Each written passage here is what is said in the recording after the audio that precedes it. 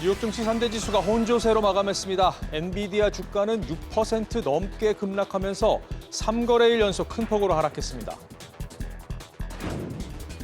비트코인 가격이 장중 8% 넘게 빠지면서 6만 달러 선 아래로 떨어졌습니다. 6만 달러가 붕괴된 것은 지난달 초 이후 50여일 만입니다. 애플의 앱스토어 운영 방식이 이른바 빅테크 갑질 방지법으로 불리는 디지털 시장법을 위반했다고 유럽연합이 잠정 결론 내렸습니다. EU 집행위는 이 같은 예비 조사 결과를 애플에 통보했고 애플은 법을 준수했다고 반박했습니다.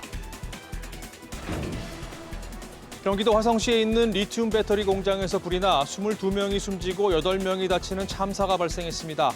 희생자 대부분이 외국인 근로자로 확인된 가운데 1명은 아직까지 실종 상태입니다.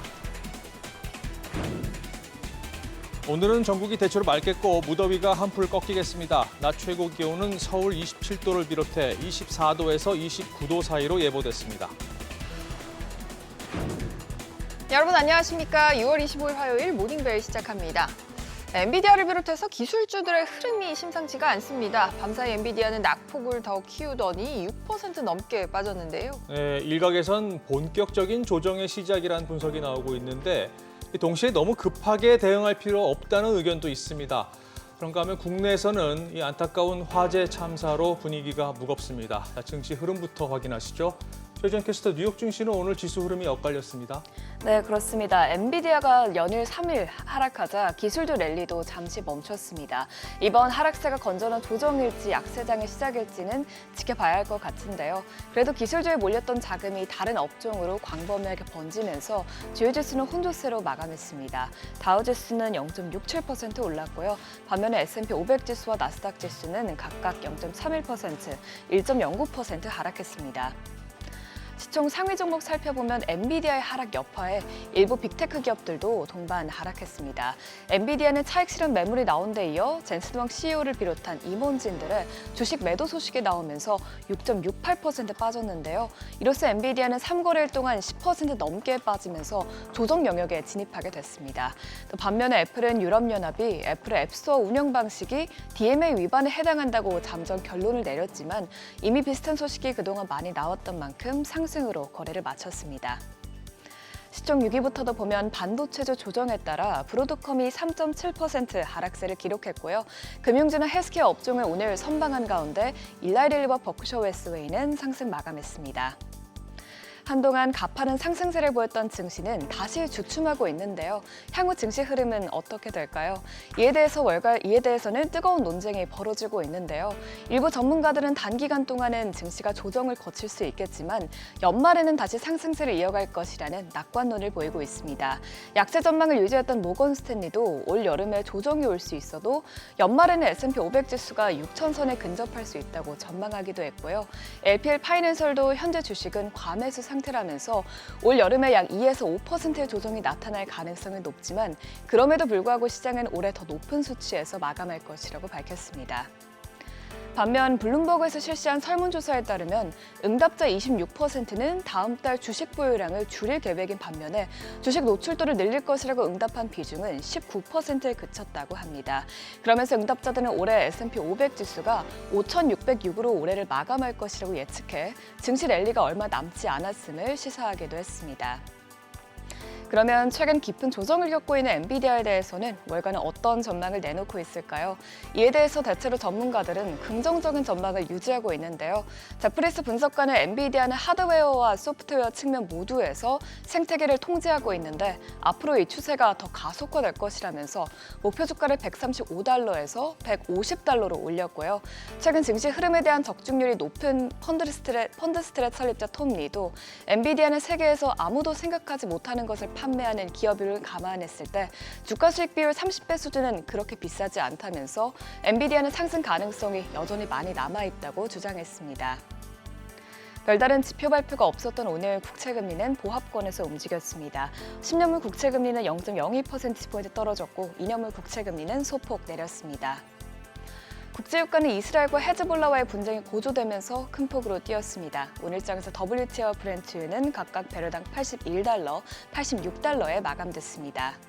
이외에도 더 많은 주식 정보 궁금하신 분들은 카카오톡 채널에서 크존을 추가하거나 재테크존 앱을 다운로드 받으시면 다양한 투자 정보 확인할 수 있으니 많은 참여 바랍니다. 트렌딩한 스톡입니다. 오늘 장에서 뜨거웠던 종목들 살펴보시죠. 먼저 의료기기 제조업체 인스파이어 메디컬 시스템은 17% 가까이 급락했습니다. 인스파이어는 폐쇄성 수면 무호흡증 환자를 위한 치료기기를 제조하는데요. 지난 21일 일라이릴리가 미국 식품의약국에 자사의 체중 감량 약물인 젯바운드를 폐쇄성 수면 무호흡증 치료제로 승인받을 수 있도록 신청서를 제출했다고 발표했습니다. 해당 소식에 수면 무호흡증과 관련된 회사들의 주가가 떨어진 것으로 분석됩니다. 오늘 레스메드의 주가도 11.48% 하락했습니다. 반면 제약회사 엘나일렘 파마슈티컬스는 34.52% 폭등했습니다. 아밀로이드증 치료제 부트리시란의 3상 시험에서 좋은 결과가 있었죠. 심근병증을 동반한 트랜스티레틴 맥의 아밀로이드증 환자들의 부트리시란을 투약했을 때 사망률과 재발률이 유의미하게 감소했다고 발표했습니다. 이에 따라 회사는 올해 안으로 부트리시란을 미국 FDA에 승인 신청할 예정입니다. 해당 질병은 심장이 경직되고 혈액을 공급하는 능력이 감소하는 질환인데요.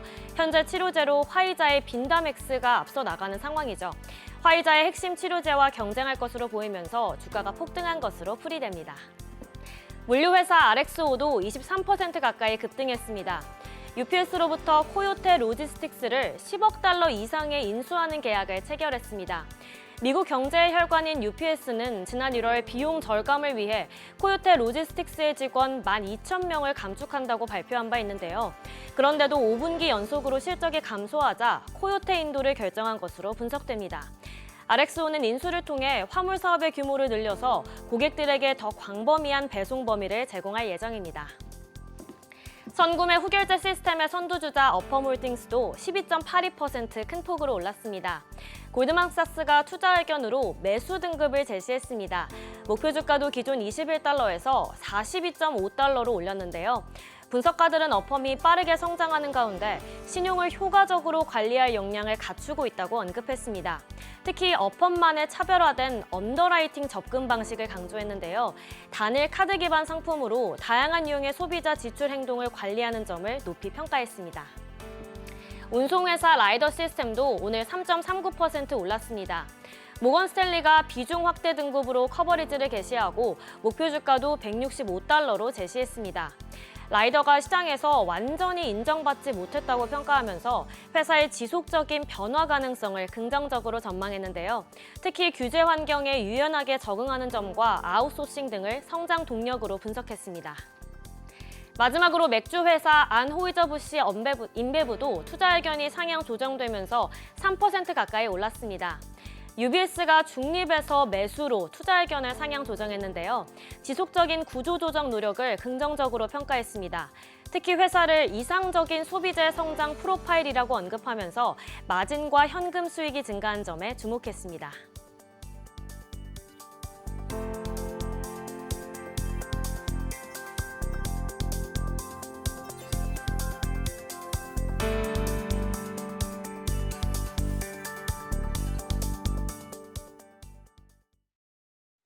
가상자산 대장주 비트코인 가격이 밤사이 급락하면서 6만 달러 선 아래로 떨어졌습니다. 10년 전 해킹으로 파산한 일본의 가상자산 거래소 마운트곡스가 보유한 코인이 앞으로 대거 쏟아질 거라는 시장의 우려가 반영됐습니다. 취재기자 연결해보죠. 조슬기 기자.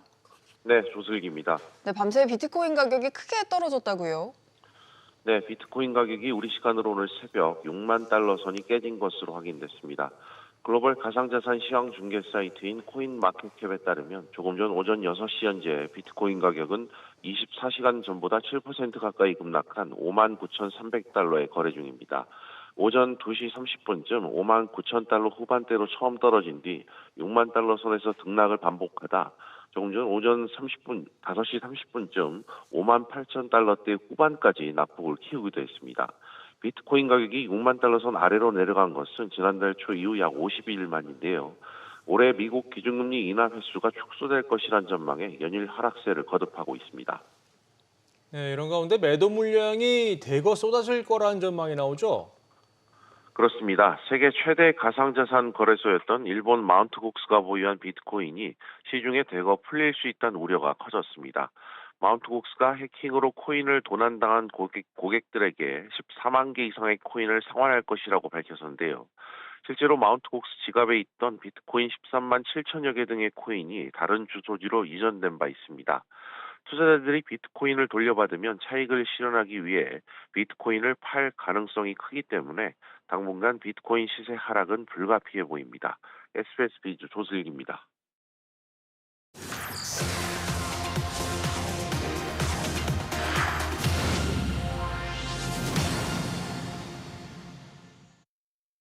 최근 마이크로소프트까지 꺾고 뉴욕 증시에서 시총 1위를 찍었던 인공지능 반도체 기업 엔비디아의 주가가 3거래일 연속으로 급락했습니다. 그럼에도 월가에서는 엔비디아에 대한 낙관론을 여전히 쏟아내고 있는데요. 이 괴리를 어떻게 이해해야 하는지 투자자는 난감하기만 한 상황입니다. 그 이유가 뭔지 이한나 기자와 살펴보겠습니다. 엔비디아 간밤에 큰 폭으로 떨어졌어요. 네, 그렇습니다. 지난 20일과 21일에 각각 3%가 넘었던 낙폭이 현지 시간 24일에는 6.68%까지 벌어졌습니다. 이렇게 엔비디아는 20일에서 24일 3거래일 주가 하락률이 10%를 웃돌아 공식적인 조정장에 진입했습니다. 네. 여기에 젠슨 왕 엔비디아 CEO는 지난 13일부터 21일까지 7거래일간 보유 지분 총 9,460만 달러어치를 매각했다고 미국 증권거래위원회 SEC에 공시했습니다. 주식 분할 전에 젠슨 왕이 보유 중인 엔비디아 주식 중 60만 주를 팔겠다고 발표한 데 따른 매각이고요. 이렇게 해서 젠슨 왕이 앞으로 매각할 주식 수는 528만 주가 됐고 매각 계획은 2025년 3월까지 진행될 예정입니다.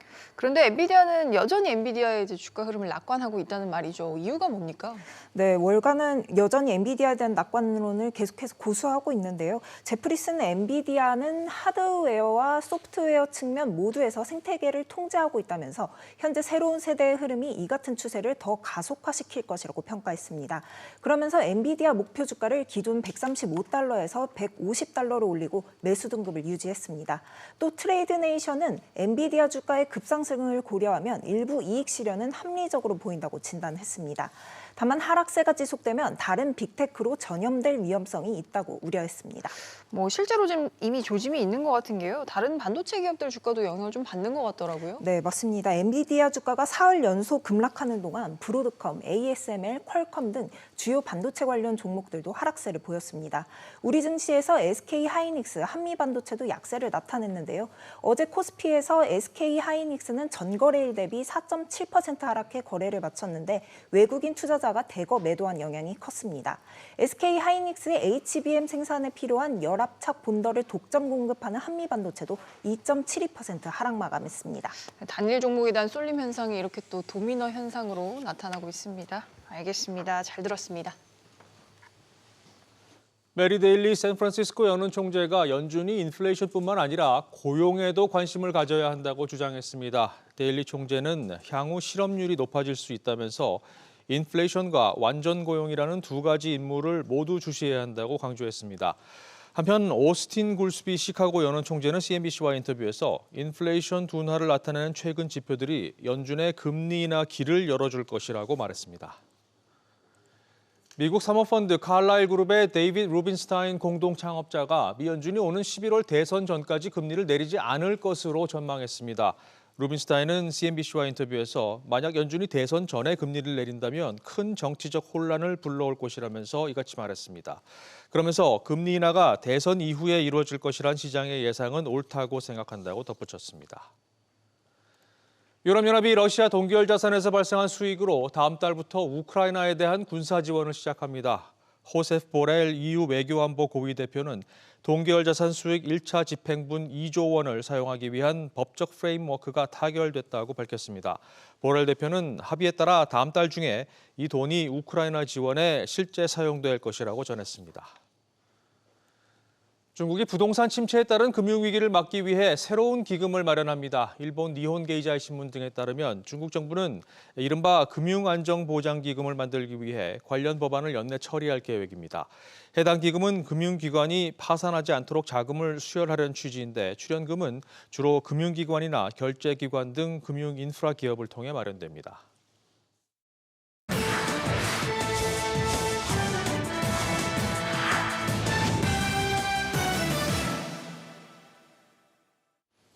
미국 브로드컴과 함께 첨단 반도체 개발에 나선 중국 바이트댄스 소식부터 과징금 폭탄 위기에 몰린 애플 이야기까지 글로벌 비즈에서 짚어보겠습니다. 틱톡의 모회사 중국 바이트댄스가 미국 브로드컴과 손을 잡았습니다.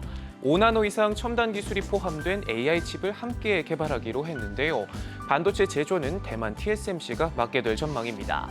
미국의 강도 높은 기술 규제를 감안했을 때 매우 이례적인 일인데요. 실제로 2년 전 미국이 최첨단 반도체에 대한 수출 통제 조치를 취한 이후 중국과 미국 기업 간 5나노 이상 첨단 기술이 포함된 개발 협력 사례는 한 차례도 없었습니다. 로이터는 이번 사례가 미국 수출 규제를 준수할 것이라면서도 당장 올해 생산까지 이뤄지기는 힘들 것으로 내다봤습니다. 미국의 거센 규제 압박에 엔비디아를 비롯한 첨단 칩 공급에 제한이 걸린 중국은 자국 기업들의 기술 자립을 위해 적극 지원에 나서고 있습니다. 실제로 통큰 투자의 결실이 나타나고 있는데요. SMIC는 대만 TSMC와 삼성에 이어 세계 파운드리 매출 톱3에 이름을 올리기도 했고요. 화웨이의 경우 지난해 7나노 칩을 탑재한 스마트폰을 선보인 데 이어서 5나노 공정까지도 도전하고 있고, 여기서 더 나아가 AI 반도체의 핵심이자 중국 기술 자립의 마지막 퍼즐로 불리는 고대 협곡 메모리 HBM 개발에도 박차를 가하고 있습니다. 애플이 유럽에서 골머리를 앓고 있습니다. 유럽연합이 애플의 앱스토어 운영 방식이 이른바 빅테크 갑질 방지를 위한 디지털 시장법 위반에 해당한다고 잠정 결론을 내리면서인데요. 지난 3월 디지털 시장법이 전면 시행된 이후 첫 타자로 지목됐습니다. EU 집행위는 이른바 애플 통행세로 불리는 수수료와 외부 결제 등을 문제 삼고 있는데 내년 3월 제재 수위 등 최종 결론을 확정할 계획입니다. 이 애플은 즉각 법을 준수하고 있다고 반박했는데요. 최근에는 해당 법안이 자사 제품 보안을 저해시킬 수 있어 준비 중인 인공지능 기능을 유럽에서 당분간 출시하지 않겠다며 팽팽한 기싸움을 벌이고 있는데, 만약 이번 결정이 그대로 유지되게 되면 애플은 글로벌 매출의 최대 10%에 달하는 천문학적인 과징금을 부과받을 수 있어 타격이 불가피해 보입니다. 최근 인공지능 훈풍을 타고 데이터 센터에 대한 수요가 몰리고 있는데요.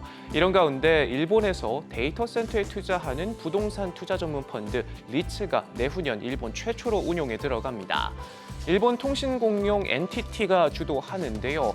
설정액만 1,000억 엔, 우리 돈 9천억 원에 육박합니다. 리츠 데이터 센터 투자는 해외에서 활발하게 진행되고 있습니다. 미국 에퀴닉스, 디지털 리얼리티 트러스트 등이 일찌감치 수익을 내면서 영역을 확장하고 있는데요. 최근 한국 정부도 리츠 투자 대상에 데이터 센터를 포함시키는 등 주요국이 적극 뛰어들고 있는 만큼 일본에서도 관련 시장이 성장할지 주목됩니다. 이딴 안전사고로 논란을 빚고 있는 보잉이 형사 기소될 위기에 놓였습니다. 미 검찰은 737 맥스 기종 사고와 관련해 법무부에 보잉을 기소하라고 권고했는데요. 법무부는 다음 달 7일까지 처분을 결정합니다. 보잉은 앞서 2018년과 2019년 발생한 두 차례 추락사고에 대해 법무부와 우리 돈 3조 5천억 원에 합의한 바 있는데, 당시 합의금과 함께 규정 준수 관행을 점검하고 정기보고서를 제출하기로 하면서 미 연방항공국을 속인 혐의에 대한 형사기소를 피해갔습니다. 하지만 올해 1월 737 맥스 9 여객기가 비행 중 창문과 벽체가 뜯기는 사고가 발생했는데, 문제는 이 사고가 2021년 합의에 따른 3년 기소유예 기간이 끝나기 이틀 전에 발생했다는 점입니다.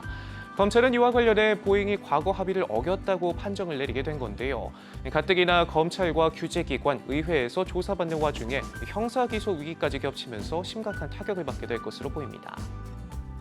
한국 시장까지 진출한 중국판 유니클로, 쉬인이 뉴욕 증시 상장을 퇴짜 맞고 런던으로 뱃머리를 돌렸습니다. 로이터 통신은 소식통을 인용해 쉬인이 이달 초 영국 규제 당국에 상장 관련 서류를 제출하고 올해 말 IPO 절차에 나설 계획이라고 보도했는데요. 올해 IPO 시장 최대어로 꼽히는 쉬인은 지난해만 총 450억 달러치 제품을 팔아치우면서 H&M과 자라를 보유한 인디텍스와 경쟁하는 수준까지 몸집을 불렸고요. 최근 투자 라운드에서는 우리 돈 80조 원 이상으로 평가받으면서 거침없이 몸집을 불리고 있습니다. 지금까지 글로벌 비즈였습니다.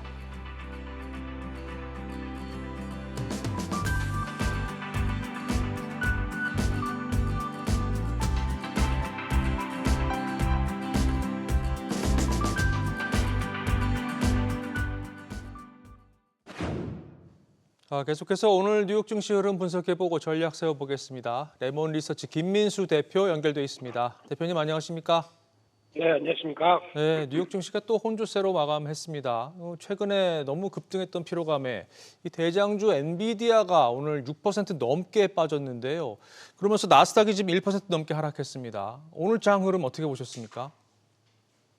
네, 일단 엔비디아와 그동안의 시장을 끌어갔던 AI 그리고 반도체 관련된 종목들을 뺀다고 하게 되면 오늘 미국 시장은 어떻게 보면 그렇게 부정적이진 않았다고도 보여줄 수 있을 것 같습니다. 그만큼 그동안에 좀 정체를 보였던 다우지수가 한 0.6% 상승을 보였고 나스닥은 엔비디아가 밀렸다고 하더라도 1% 정도 하락을 했다라고 보게 되면 상대적으로 잘 선방했다고도 볼 수 있는 상황들이고요. 오히려 지금 러셀 2000 지수는 0.3% 이상 상승했던 모습들을 봤었을 때 그동안에 많이 지적돼 왔던 쏠림 쪽에서는 오히려 한결 나아졌다라고도 평가를 할 수 있는 그런 상황이 아닌가 생각됩니다.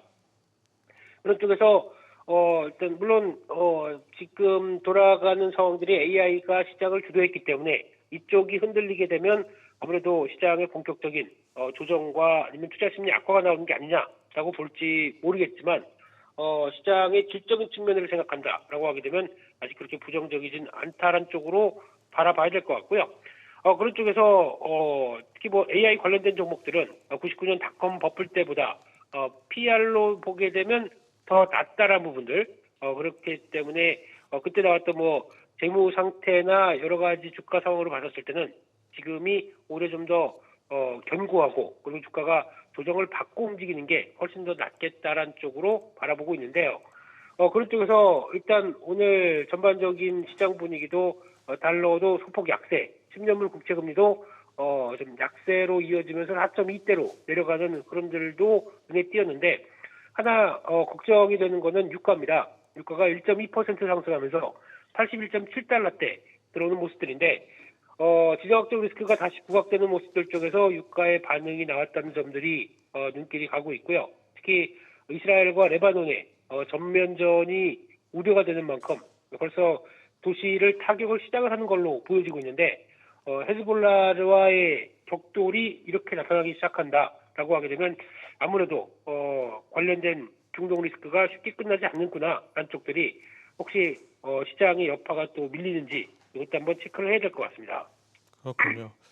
자, 엔비디아 얘기 조금 더 해보죠. 지금 사흘째 큰 폭으로 하락을 했는데요. 사실상 뭐 지금 조정 영역에 진입했다 이런 분석이 나오는데 이게 잠깐 쉬어가는 거다, 아니다 더 떨어질 거다. 이 의견이 좀 분분합니다. 이럴 때 어떻게 접근해야 될까요? 네, 아무래도 엔비디아에 대해서 여러 가지 얘기가 많을 시점이라고 보여지고 있습니다. 하지만 이제 특히 어떤 가격이 급하게 올라가다가 그에 따른 변화가 탄력을 잃기 시작한다. 그러면 주목을 많이 받을 그런 과정이라고 봐야 될 것 같고요. 그런 측면에서 봤었을 때 지금 엔비디아의 여러 가지 뭐 밸류의 흐름들은 솔직히 그렇게 크게 의미는 없는 것 같습니다. 뭐 PR 기준으로 봤을 때 지금 100배가 넘어간다라는 부분들보다는 오히려 빠르게 실적이 올라오다 보니까 오히려 어떤 밸류가 좀 낮아질 수 있겠다라는 관점 쪽으로 보는 게 더 맞다고 봐야 될 것 같고요. 게다가 또 4월 만에 주가가 10% 하락했다라고 하게 되면 오히려 또 기업의 이상이 없나라고 보는데 일단 수급적인 이슈도 크다고 봐야 될 것 같고요.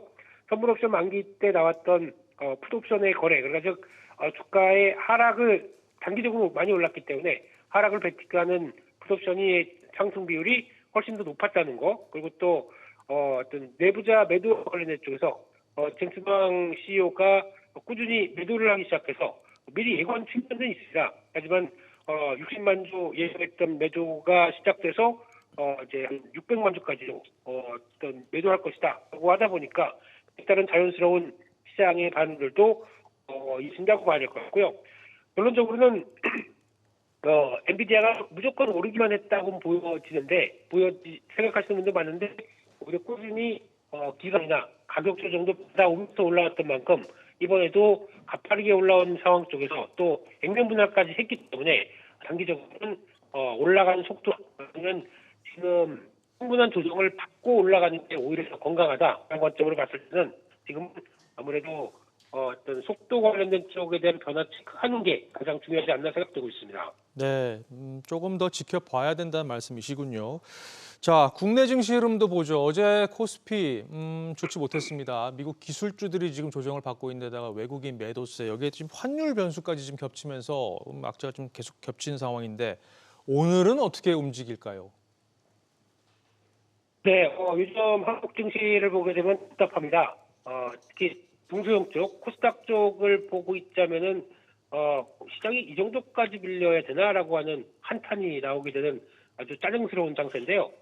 특히 중소형주 쪽의 종목들을 봤었을 때 최근에 나오고 있는 어떤 매물을 불러일으키면서 그런 상황 쪽에서 오히려 대형주로 간다거나 아니면 지금 시장에서 핫한 섹터 쪽으로 오히려 이어가는 변화가 나왔었을 때 이게 아무래도 그에 따른 타격이 가장 크다라고 봐야 될 부분일 것 같고요. 게다가 환율 얘기도 하셨지만 오히려 환율에 대한 부담감들이 나온다고 하더라도 대형주에 대한 부담은 그렇게 좀 제한적으로 오히려 수출 관련된 종목들에 대해서 어떤 채산성에 대한 기대감들이 살짝 더 올라올 정도다 보니까 이런 부분들을 충분히 누리지 못하는 중소형 쪽들에서는 오히려 좀 부진한 모습들이 좀 더 크다라고 봐야 될 것 같고요. 일단은 아무래도 지금 이번 주가 반기 결산 그리고 또 6월 말에 나오는 여러 가지 변화들을 고려했었을 때 아무래도 물량에 대한 소화가 가장 더 먼저가 돼야 될 것 같고요. 이 부분이 끝나게 되면 그래서 좀 더 숨통이 트이지 않을까라는 관점 쪽에서 오히려 지금 6월 말 때 급하게 하락해서 가격 메리트가 충분히 나온다라고 하는 중소형주 쪽들은 조금 더 용기를 내서 비중을 살짝 늘리는 게 더 좋지 않을까 생각되고 있는데 결론적으로는 시장은 그래도 되는 종 그리고 또 가는 섹터 쪽으로 가는 모습들이기 때문에 그를 먼저 챙겨가는 게 그래도 K증시에서는 살아남는 전략이 아닌가 생각되고 있습니다. 알겠습니다. 자, 지금까지 김민수 레몬 리서치 대표였습니다. 말씀 고맙습니다.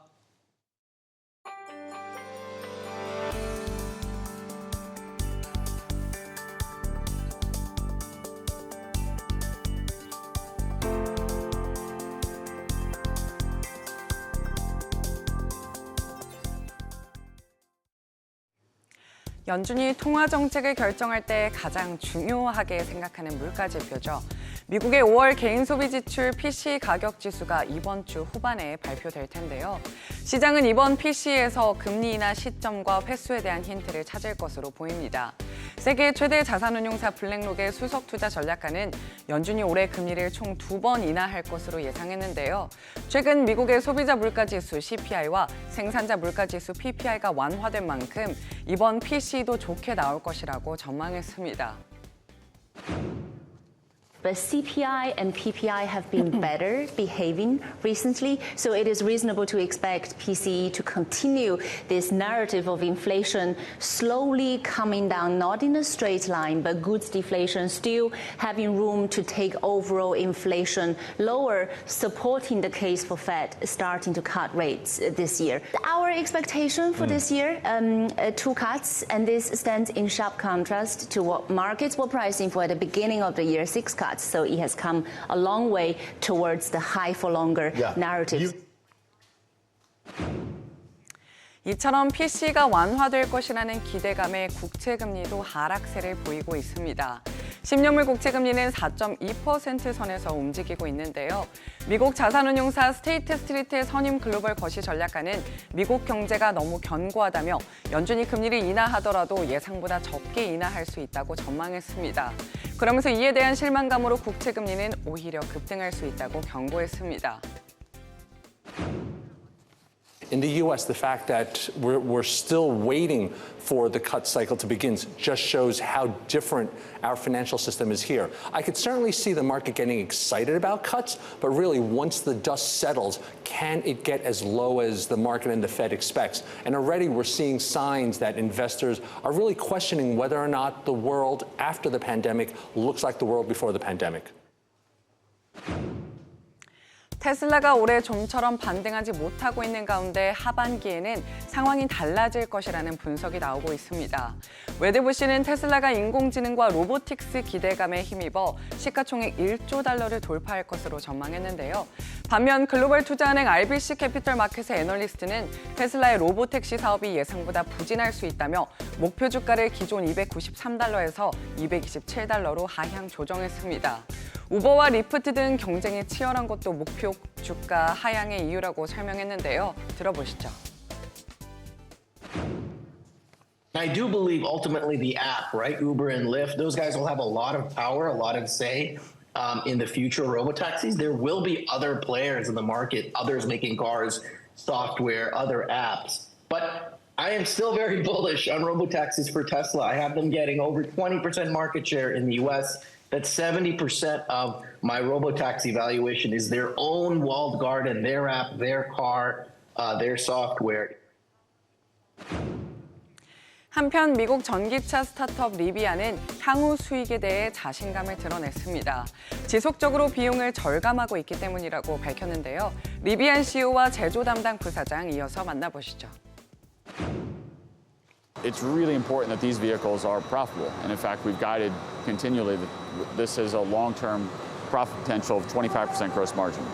We've definitely evolved over the last couple of years, and we've really been able to understand what we need to do to continue to move forward and really be smarter about what we're doing and not just brute force our way into it. Being much more smarter, take the engineering and the tactical approach to make sure that we're driving down costs, driving up the efficiency of how we build our vehicles.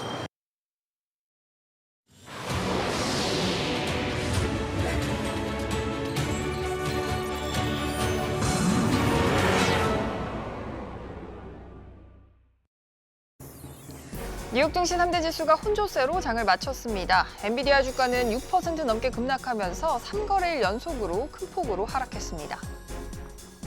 비트코인 가격이 장중 8% 넘게 빠지면서 6만 달러 선 아래로 떨어졌습니다. 6만 달러가 붕괴된 건 지난달 초 이후 50여일 만의 일입니다. 애플의 앱스토어 운영 방식이 이른바 빅테크 갑질 방지법으로 불리는 디지털 시장법을 위반했다고 유럽연합이 잠정 결론 내렸습니다. EU 집행위는 이 같은 예비조사 결과를 애플에 통보했고 애플은 법을 준수했다라고 반박했습니다. 경기도 화성시에 있는 리튬 배터리 공장에서 불이 나 22명이 숨지고 8명이 다치는 참사가 발생했습니다. 희생자 대부분이 외국인 근로자로 확인된 가운데 1명은 아직까지 실종 상태입니다. 오늘은 전국이 대체로 맑겠고 무더위가 한풀 꺾이겠습니다. 낮 최고 기온은 서울 27도를 비롯해서 24도에서 29도 사이로 예보됐습니다.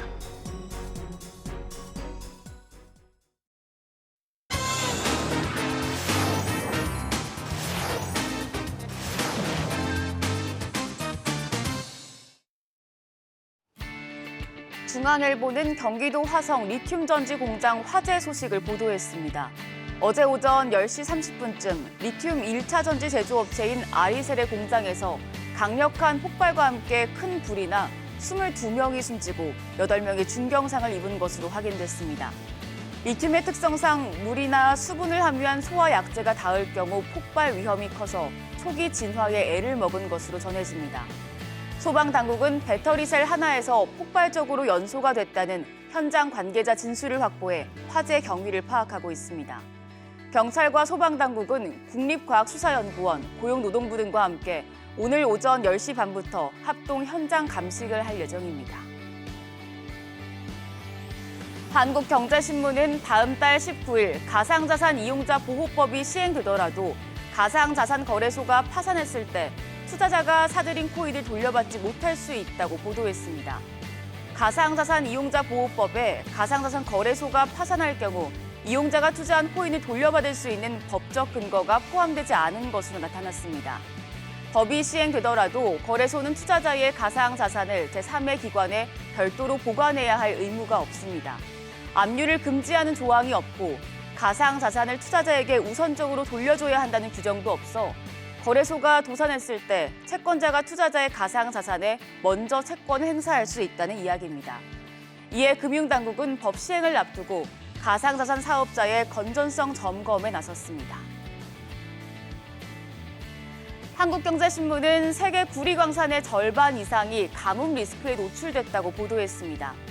국제금융센터는 24일 발간한 보고서에서 글로벌 컨설팅 기업 프라이스워터하우스쿠퍼스 자료를 인용해 2050년까지 전 세계 구리광산의 54%와 리튬과 코발트 광산의 74%가 가뭄으로 생산량이 줄어들 것이라고 내다봤습니다. 맥킨지는 구리와 금, 철광석, 아연은 광산의 30에서 50%가 수자원이 충분하지 못한 지역에 있어 가뭄에 특히 취약하다고 지적했습니다. 특히 구리 수요는 최근 인공지능 AI 열풍에 따라 폭발적으로 늘어나고 있어 공급 차질이 빚어지면 산업 전반에 타격이 클 전망입니다. 골드만삭스는 공급 제한으로 내년 평균 구리 가격을 톤당 15,000달러로 내다봤습니다. 매일경제신문은 초고액 자산가 슈퍼리치를 대상으로 한 자산관리 서비스인 패밀리 오피스 시장이 급성장하고 있다고 보도했습니다. 패밀리 오피스는 슈퍼리치를 대상으로 단순 자산 증식에 그치지 않고 부의 형성과 이전을 유도하기 위한 종합 자산관리 서비스입니다.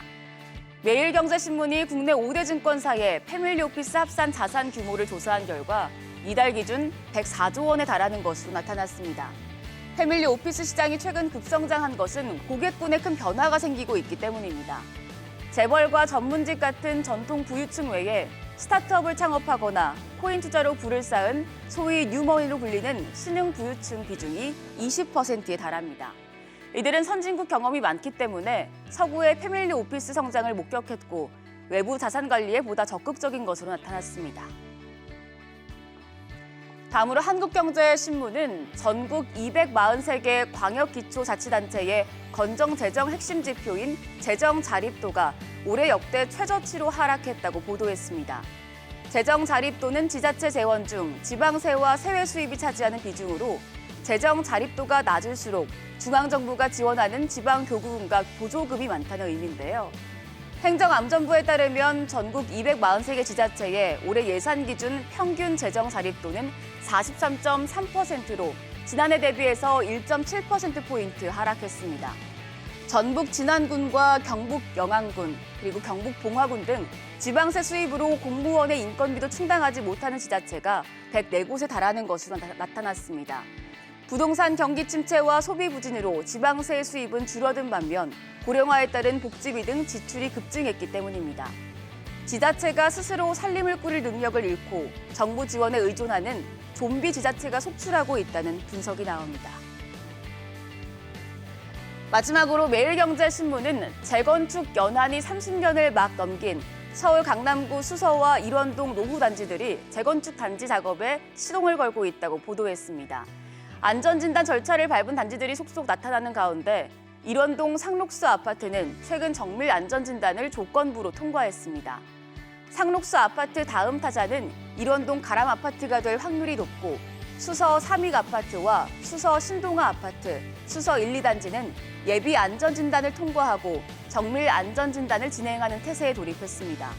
수서와 일원동은 노후계획도시특별법 적용이 가능한 지역이지만 조례를 바꾸고 기본 계획을 세워야 하는 만큼 아무리 일러도 2년은 좋게 걸리는데요. 이런 이유로 수서와 일원동 일대 단지들은 차라리 서울시가 만들고 있는 새로운 지구 단위 계획에 용적률과 용도 지역 상향을 포함해달라고 건의할 방침입니다.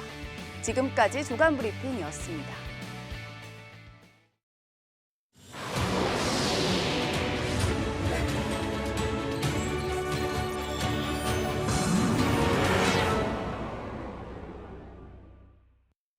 NC소프트가 기업 분할을 통해 회사 2곳을 신설합니다. NC소프트는 어제 임시이사회를 열고 품질 보증 서비스 사업, 응용 소프트웨어 개발 사업 등 2개 사업 부문의 물적 분할을 결정했습니다.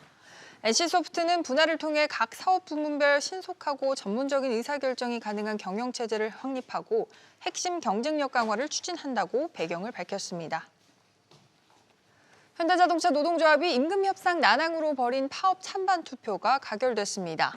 현대차 노조가 어제 조합원을 대상으로 쟁의행위 찬반 투표를 진행한 결과 제적 대비 89.9%가 찬성표를 던졌습니다. 중앙노동위원회도 조정 중지 결정을 내려 노조는 합법적인 파업권을 확보했는데 실제 파업에 들어가면 6년 만입니다. 오늘은 전국이 대체로 맑은 가운데 북서풍을 타고 찬 공기가 남하하면서 무더위가 한풀 꺾이겠습니다. 아침 최저 기온은 15도에서 21도, 낮 최고 기온은 30도 아래로 떨어져서 24도에서 29도 사이로 예보됐습니다. 동해안 지역에는 강한 바람이 불겠습니다.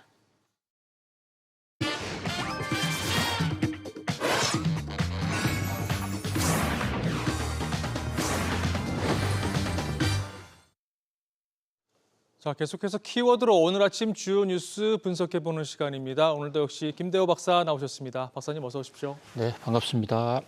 네, 첫 번째 키워드부터 확인하시죠.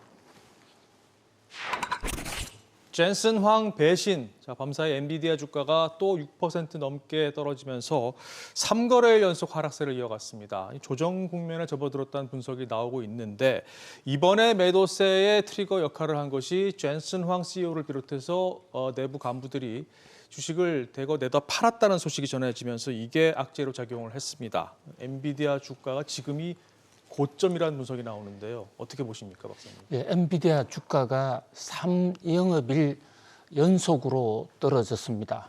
뭐 주가라는 게 오를 수도 있고 떨어질 수도 있고 또 뭐 3일 정도 연속으로 떨어지는 것 그 자체가 그렇게 큰 문제라고는 뭐 여겨지지 않습니다.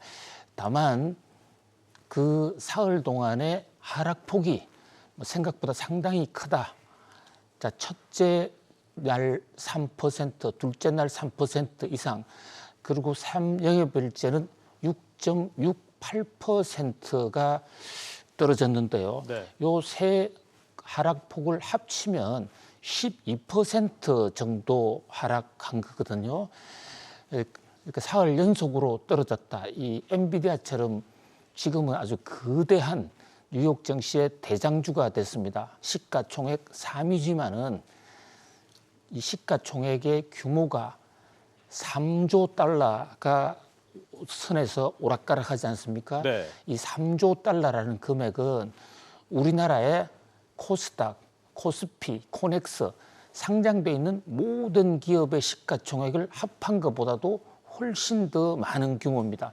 거기서 12%가 떨어졌다는 거 상당히 큰 폭 하락이라고 볼 수가 있고요.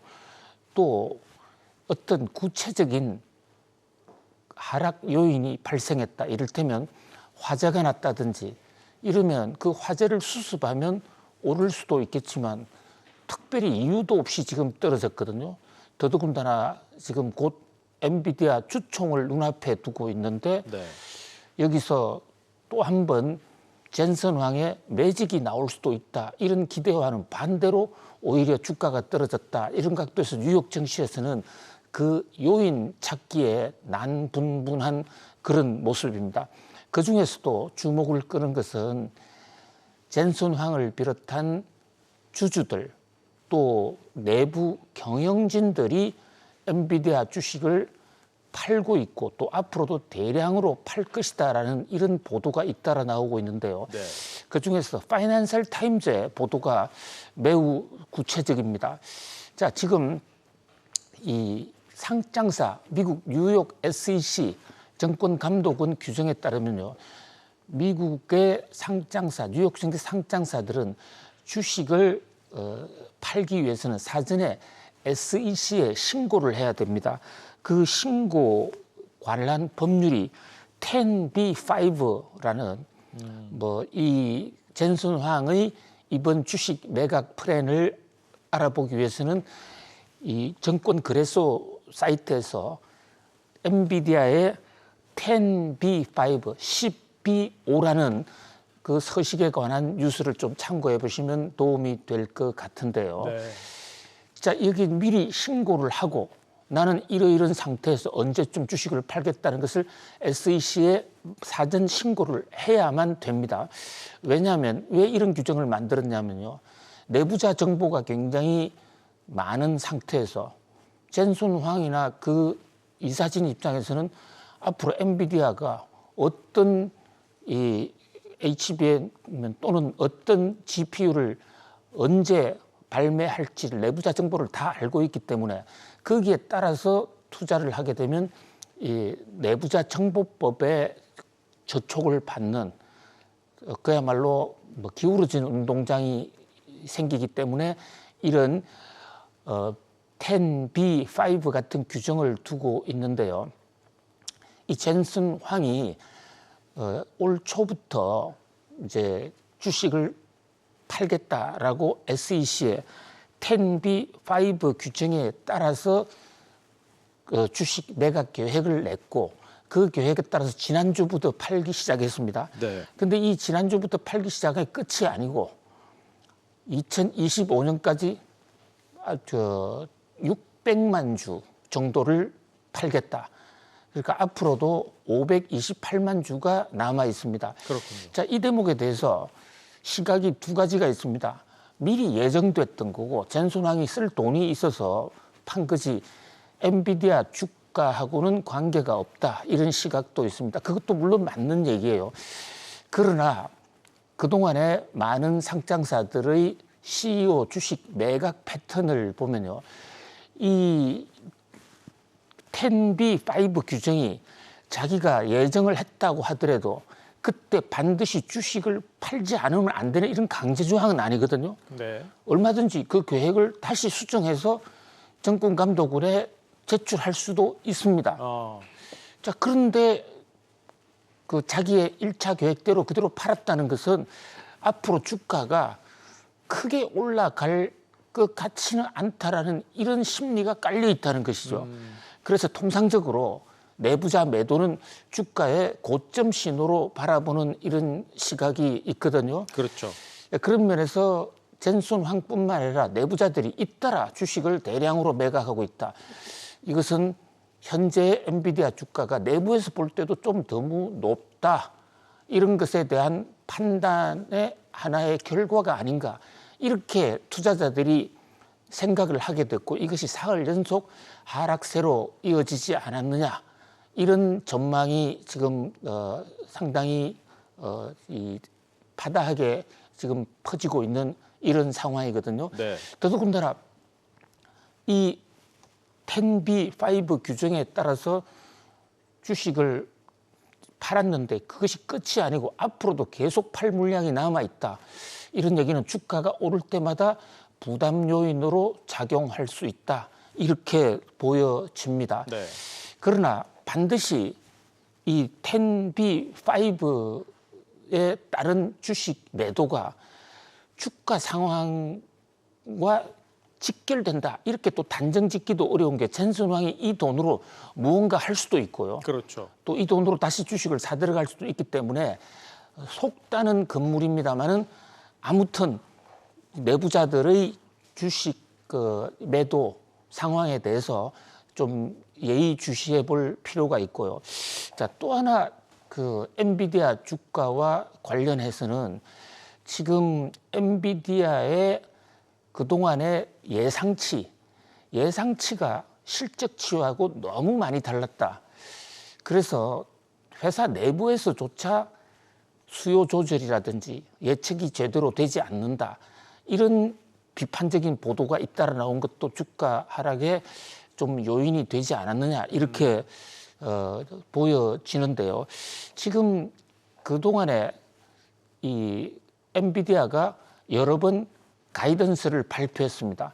근데 그게 지나치게 높다든지 지나치게 낮다든지 이래서 전혀 맞지 않았다.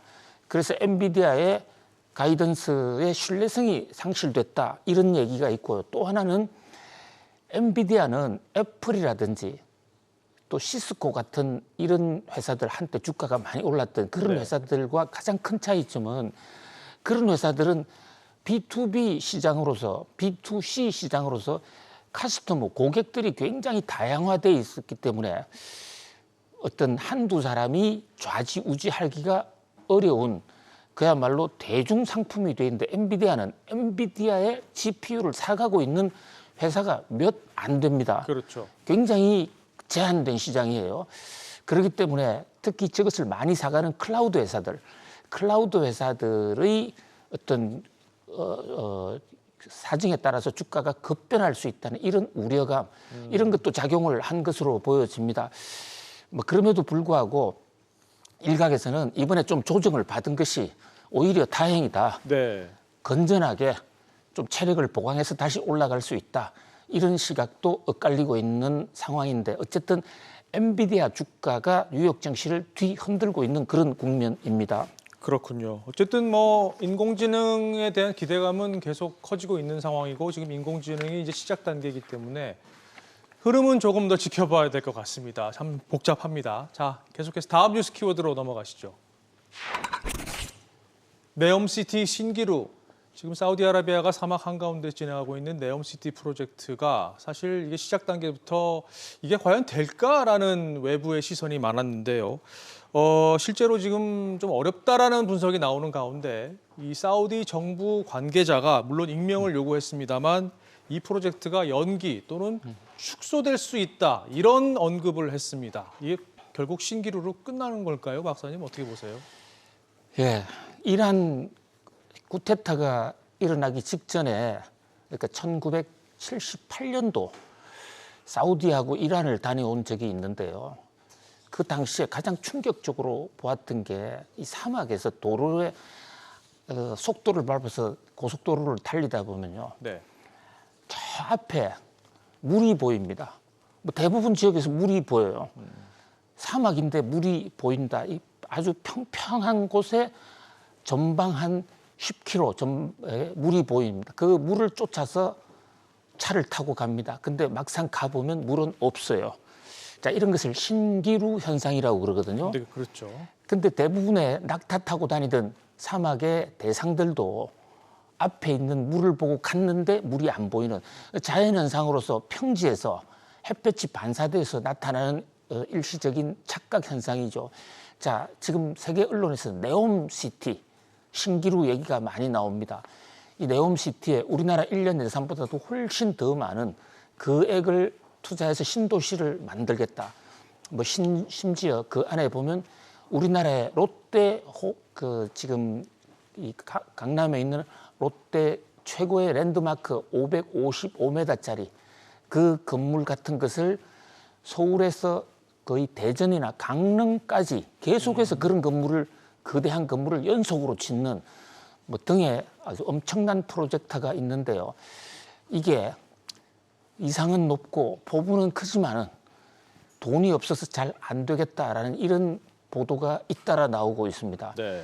사우디 석유 때문에 돈이 많은 것 같지만 사우디 지금 재정 적자예요. 엄청난 적자입니다. 왜냐하면 국제 유가가 사우디 생각만큼 올라와 주고 있지 않기 때문이죠. 네. 그래서 빈살만의 프로젝트 돈이 없다 보니까 제대로 하지 못할 가능성이 있다. 그래서 최근에 아람코라는 회사의 주식도 대거 처분했습니다마는 그 주식 매각 작업이 그렇게 순탄치 않았거든요. 이 중동 제2의 붐, 우리나라 기업도 많은 관련이 돼 있는 것인데 이게 원래 애당초 사우디가 사우디 돈으로 하자고 했던 것도 아니에요. 다른 나라에 투자를 유치해서 하자고 했는데 다른 나라의 투자 금액이 별로 안 들어오고 있다. 네. 그런 면에서 네옴시티도 좀 기대가 증폭된 거 아니냐. 물론 사우디 정부는 아직까지도 계획은 변경 없다고는 하지만 이 사우디 네옴시티의 어떤 신기루 현상에 대해서도 좀 눈여겨 지켜볼 필요가 있겠습니다. 네, 이거 우리 기업들하고도 관련이 좀 있지 않습니까? 예, 이 사우디 네옴시티 프로젝트가 크게 2단계인데요. 네. 1단계는 사우디 정부가 돈을 들여서 인프라를 까는 거, 거기에 우리 기업들이 많이 들어갔어요. 그것은 영향이 없습니다. 그런데 이제 두 번째, 그 안에 들어가서 대형 리조트를 만든다든지 건물을 200km 이상 계속해서 555m짜리 건물을 짓는다. 이 대목에 대해서도 우리나라 기업의 기대가 많이 있었는데 그렇군요. 그것은 조금 좀 목표 조절을 해야 할지도 모른다. 이런 지금 지적이 나오고 있는 상황입니다. 네, 알겠습니다. 자, 다음 뉴스 키워드 보시죠. 마운트 곡스. 밤사이 또 비트코인 가격도 큰 폭으로 떨어졌습니다. 6만 달러 선이 붕괴가 됐는데요. 이 배경에 한때 세계 최대 가상자산 거래소였던 마운트 곡스가 있다는 분석이 나옵니다. 자, 이건 왜 이게 지목이 되고 있을까요? 예, 지금으로부터 꼭 10년 전이네요. 2014년. 네. 2014년 당시에 이 비트코인 가상 암호 자산 거래소 세계 1위 거래소가 마운트 곡스였습니다. 이 곡소리 나는 산이다. 이런 별명까지 나오는데요. 네. 곡스가 GOX고 마운트, 곡스 산의 거래소다. 이런데 저거에 일본 사람이 만든 거래소가 아니고요.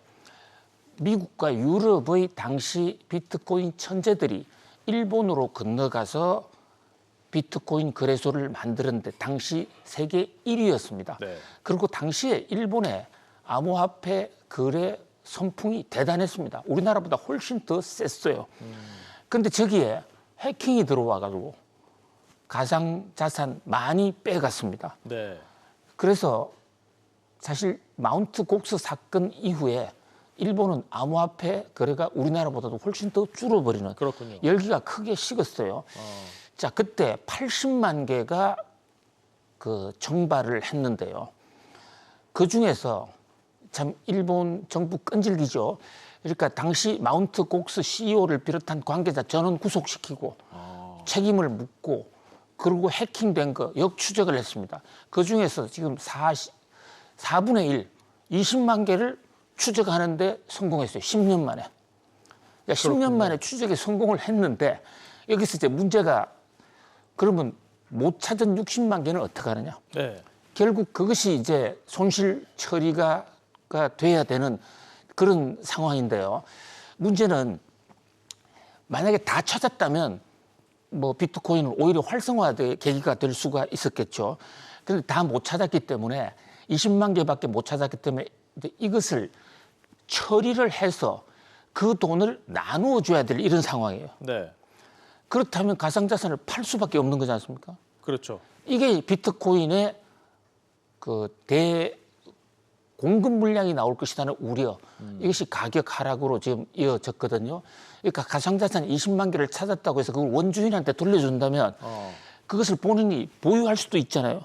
차익 실현을 할 수도 있지 않겠어요? 차익 실현할 수도 있고 보유할 수도 있고 그렇죠. 그건 선택인데 지금 못 찾은 4분의 3을 돌려주기 위해서 마운트 곡스가 이것을 다 팔아서 그 돈을 나누어서 피해자들한테 돌려주는 안이 지금 유력하게 거론이 되고 있거든요. 그렇군요. 그럼 일단 20만 개 찾았다고 그러는데 20만 개는 무조건 매물 폭탄으로 나온다. 이것이 가상자산 가격을 떨어뜨리는 요인이 되고 있는데 그러나 가상자산은 워낙 변수도 많고 전망이 어렵기 때문에 뭐 마운트 곡스의 이 폭탄이 뭐 언제까지 계속될지 이것은 함부로 장담하기는 어려운 상황입니다. 그렇군요. 자, 계속해서 다음 뉴스 키워드로 넘어가겠습니다. 네탄야후 대 바이든. 지금 바이든 대통령이 이번 주에 트럼프 전 대통령과 TV 토론을 앞두고 있는데 참 고민이 깊습니다. 뭐 경제 문제도 있지만 이스라엘이 지금 가자 지구에서 펼치고 있는 전쟁도 지금 고민인데요.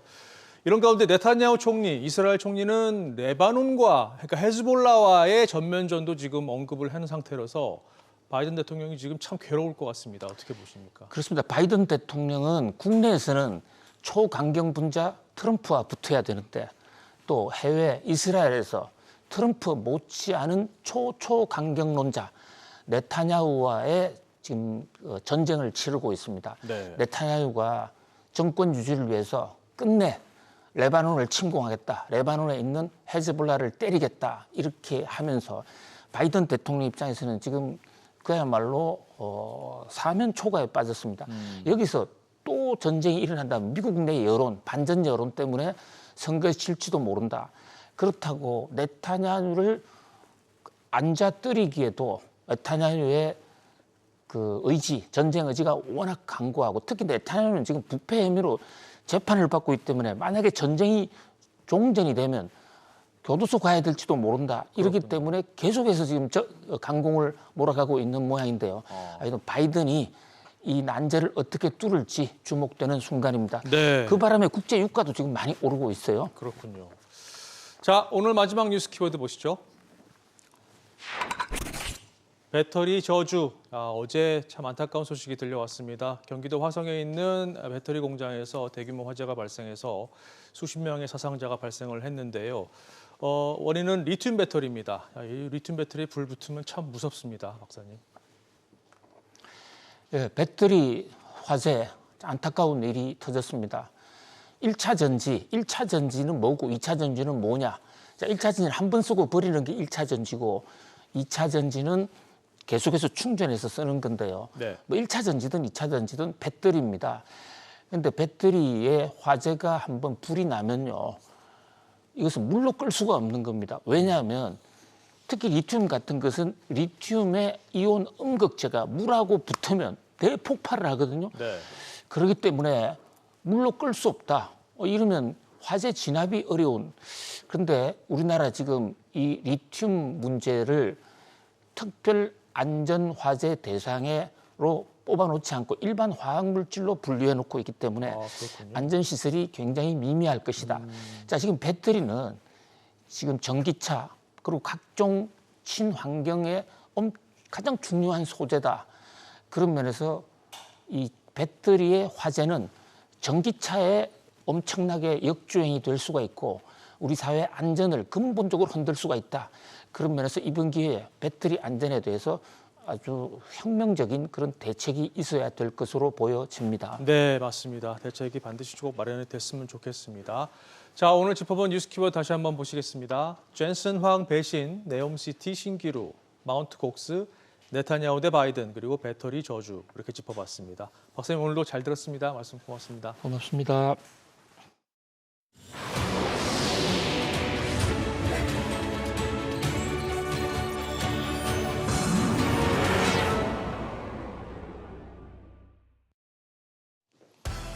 뉴욕 증시 3대 지수가 혼조세로 마감했습니다. 엔비디아 주가는 6% 넘게 급락하면서 3거래일 연속 큰 폭으로 하락했습니다.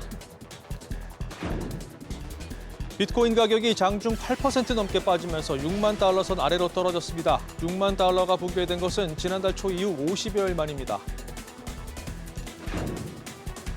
애플의 앱스토어 운영 방식이 이른바 빅테크 갑질 방지법으로 불리는 디지털 시장법을 위반했다고 유럽연합이 잠정 결론 내렸습니다.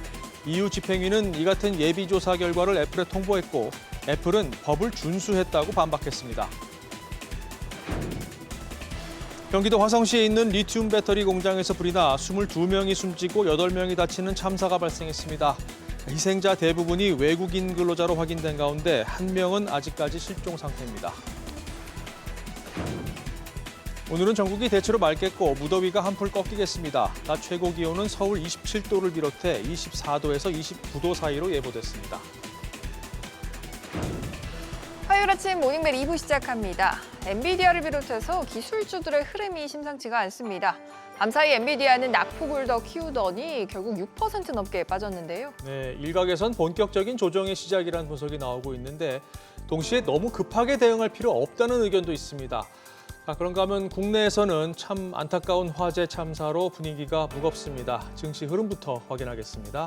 최지원 캐스터, 뉴욕 증시는 오늘 지수 흐름이 엇갈렸습니다. 네, 그렇습니다. 엔비디아가 3일 연속 급락하자 기술주 랠리도 잠시 멈췄습니다.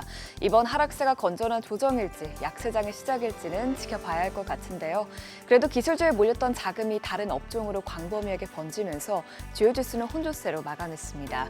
오늘 다우지수는 0.67% 올랐고요. S&P 500 지수와 나스닥 지수는 각각 0.31%, 1.09% 하락했습니다. 시총 상위 종목 살펴보면 엔비디아 하락 여파에 일부 빅테크 기업들도 동반 하락했습니다.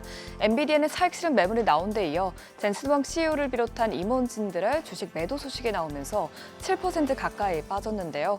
이로써 엔비디아는 3거래일 동안 10% 넘게 빠지면서 조정 영역에 진입하게 됐습니다. 또 반면에 애플은 유럽연합이 애플의 앱스토어 운영 방식이 DMA 위반에 해당한다고 잠정 결론을 내렸지만 이미 비슷한 소식이 그동안 많이 나왔던 만큼 상승으로 거래를 마쳤습니다. 시총 6위부터도 보면 반도체주 조정에 따라 브로드컴이 3.7% 하락세를 기록했고요. 오늘 금융주나 헬스케어 업종은 선방한 가운데 일라이릴리버 버크셔 해스웨이는 상승 마감했습니다. 한동안 가파른 상승세를 보였던 증시는 다시 주춤하고 있는데요.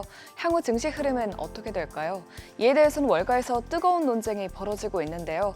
일부 전문가들은 단기간 동안은 증시가 조정을 거칠 수 있겠지만 연말에는 다시 상승세를 이어갈 것이라는 낙관론을 보이고 있습니다. 약세 전망을 유지했던 모건 스탠리도 올 여름에 조정이 올 수 있어도 연말에는 S&P 500 지수가 6,000선에 근접할 수 있다고 전망하기도 했고요.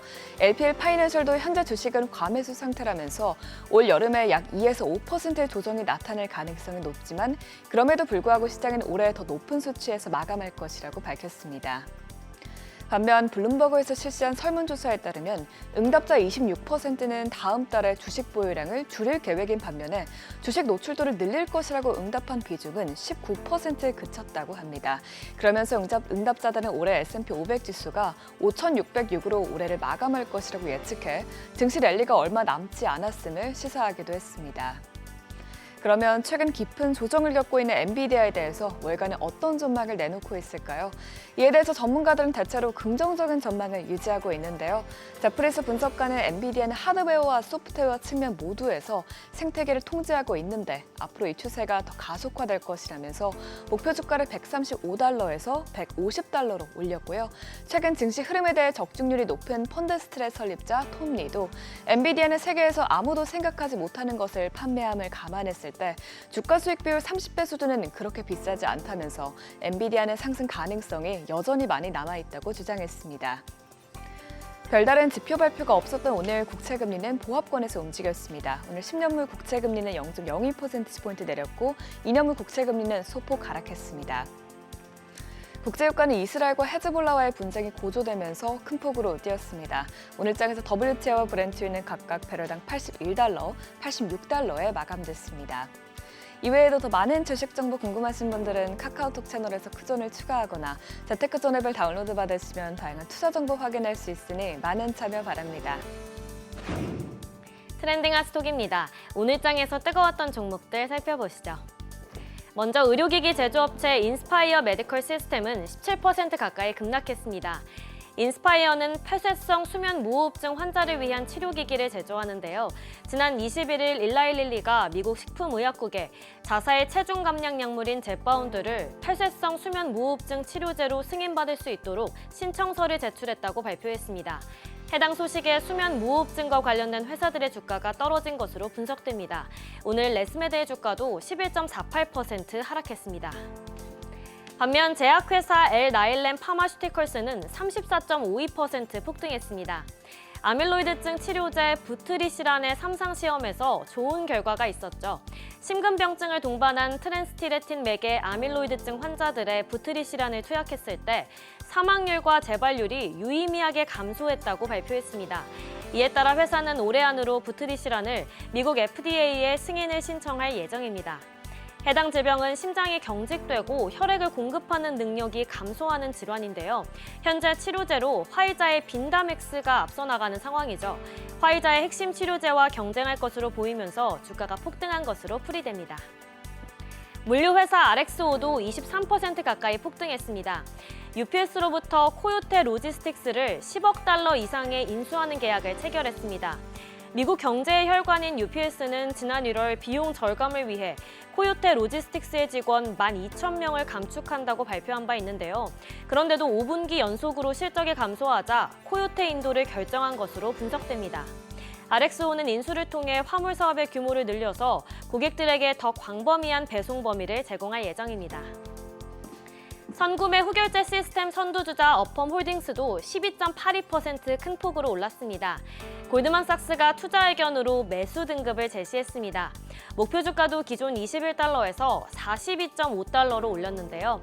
분석가들은 어펌이 빠르게 성장하는 가운데 신용을 효과적으로 관리할 역량을 갖추고 있다고 언급했습니다. 특히 어펌만의 차별화된 언더라이팅 접근 방식을 강조했는데요. 단일 카드 기반 상품으로 다양한 유형의 소비자 지출 행동을 관리하는 점을 높이 평가했습니다. 운송회사 라이더 시스템도 오늘 3.39% 올랐습니다. 모건 스탠리가 비중 확대 등급으로 커버리지를 개시하고 목표 주가도 165달러로 제시했습니다. 라이더가 시장에서 완전히 인정받지 못했다고 평가하면서 회사의 지속적인 변화 가능성을 긍정적으로 전망했는데요. 특히 규제 환경에 유연하게 적응하는 점과 아웃소싱 등을 성장 동력으로 분석했습니다. 마지막으로 맥주 회사 안호이저부시 인베브도 투자 의견이 상향 조정되면서 3% 가까이 올랐습니다. UBS가 중립에서 매수로 투자 의견을 상향 조정했는데요. 지속적인 구조 조정 노력을 긍정적으로 평가했습니다. 특히 회사를 이상적인 소비재 성장 프로파일이라고 언급하면서 마진과 현금 수익이 증가한 점에 주목했습니다.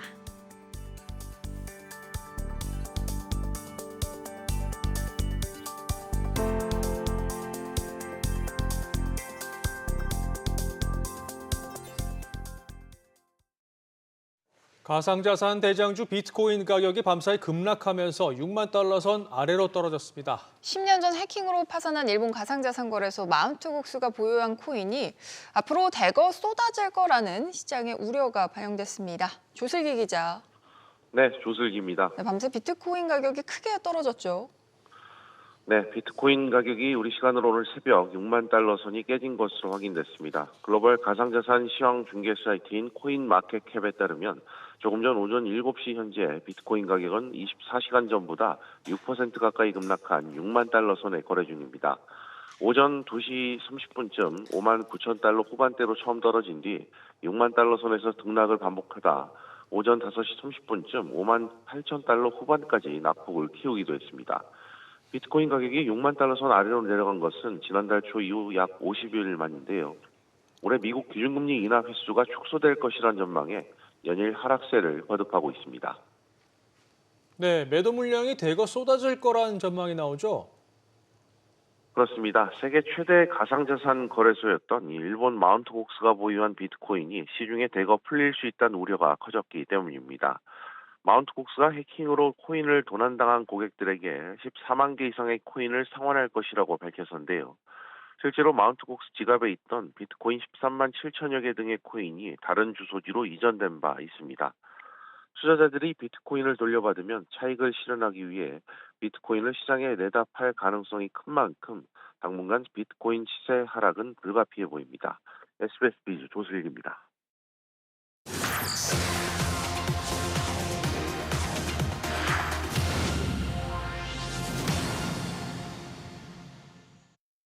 최근 마이크로소프트까지 꺾고 시총 1위를 찍었던 인공지능 반도체 기업 엔비디아의 주가가 3거래일 연속 급락했습니다. 그럼에도 월가에서는 엔비디아에 대한 낙관론을 쏟아내고 있는데요. 이 괴리를 좀 어떻게 이해해야 할지 투자자들은 난감하기만 한 상황입니다. 그 이유가 뭔지 이한나 기자와 살펴보겠습니다. 엔비디아 간밤에 큰 폭으로 떨어졌어요. 네, 그렇습니다. 지난 20일과 21일에 각각 3%가 넘었던 낙폭이 현지 시간 24일에는 6.68%까지 벌어졌습니다. 이렇게 엔비디아는 20일에서 24일 3거래일 주가 하락률이 10%를 웃돌아 공식적인 조정장에 진입했습니다. 여기에 젠슨 황 엔비디아 CEO는 지난 13일부터 21일까지 7거래일간 보유 지분 총 9,460만 달러어치를 매각했다고 미국 증권거래위원회 SEC에 공시했습니다. 주식 분할 전에 젠슨 황이 보유 중인 엔비디아 주식 중 60만 주를 팔겠다고 발표한 데 따른 매각이고요. 이렇게 해서 젠슨 황이 앞으로 매각할 주식 수는 528만 주가 됐고 매각 계획은 2025년 3월까지 진행될 예정입니다. 앞으로 내년 3월까지 더 팔 계획이다. 이런 상황에서도 월가에서는 엔비디아의 주가에 대해서 좀 낙관적인 전망을 계속 하고 있는데 전망을 이렇게 하는 이유가 뭡니까? 네, 말씀하신 것처럼 월가는 여전히 엔비디아에 대한 낙관론을 고수하고 있습니다. 제프리스는 엔비디아는 하드웨어와 소프트웨어 측면 모두에서 생태계를 통제하고 있다면서 현재 새로운 세대의 흐름이 이 같은 추세를 더 가속화시킬 것이라고 평가했습니다. 그러면서 엔비디아 목표 주가를 기존 135달러에서 150달러로 올리고 매수 등급을 유지했습니다. 또 트레이드네이션은 엔비디아 주가의 급상승을 고려하면 일부 이익 실현은 합리적으로 보인다고 진단했습니다. 다만 하락세가 지속되면 다른 빅테크로 전염될 위험성이 있다고 우려는 했습니다. 실제로 이미 조짐이 있는 게 다른 반도체 기업들의 주가에도 영향을 주고 있더라고요. 네, 그렇습니다. 엔비디아 주가가 4일 연속 급락하는 동안 브로드컴, ASML, 퀄컴 등 주요 반도체 관련 종목들도 하락세를 보였습니다. 우리 증시에서는 SK하이닉스, 한미반도체도 약세를 나타냈는데요.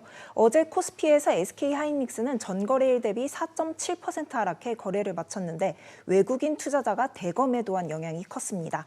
또 SK하이닉스의 HBM 생산에 필요한 열압착 본더를 독점 공급하는 한미반도체도 2.72% 하락 마감했습니다. 오늘 우리 증시도 열리면 더 떨어질 가능성도 있겠군요. 알겠습니다. 잘 들었습니다.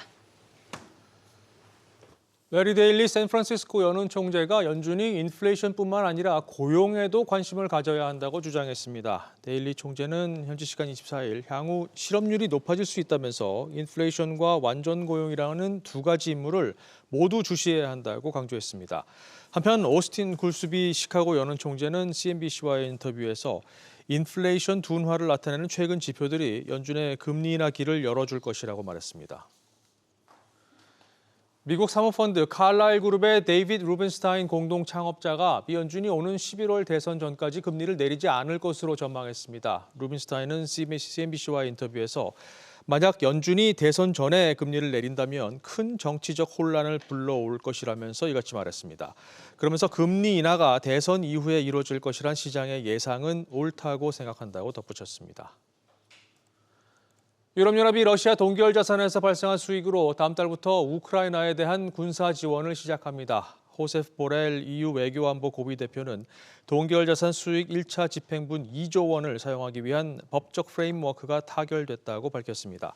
보렐 대표는 합의에 따라 다음 달 중에 이 돈이 우크라이나 지원에 실제 사용될 것이라고 전했습니다.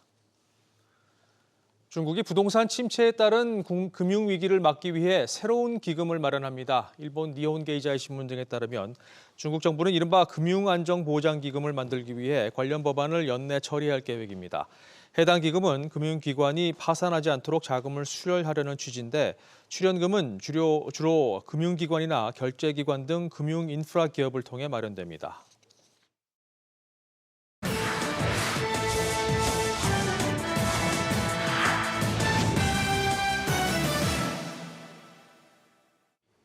미국 브로드컴과 함께 첨단 반도체 개발에 나선 중국 바이트댄스 소식부터 과징금 폭탄 위기에 몰린 애플 이야기까지 글로벌 비즈에서 짚어보겠습니다.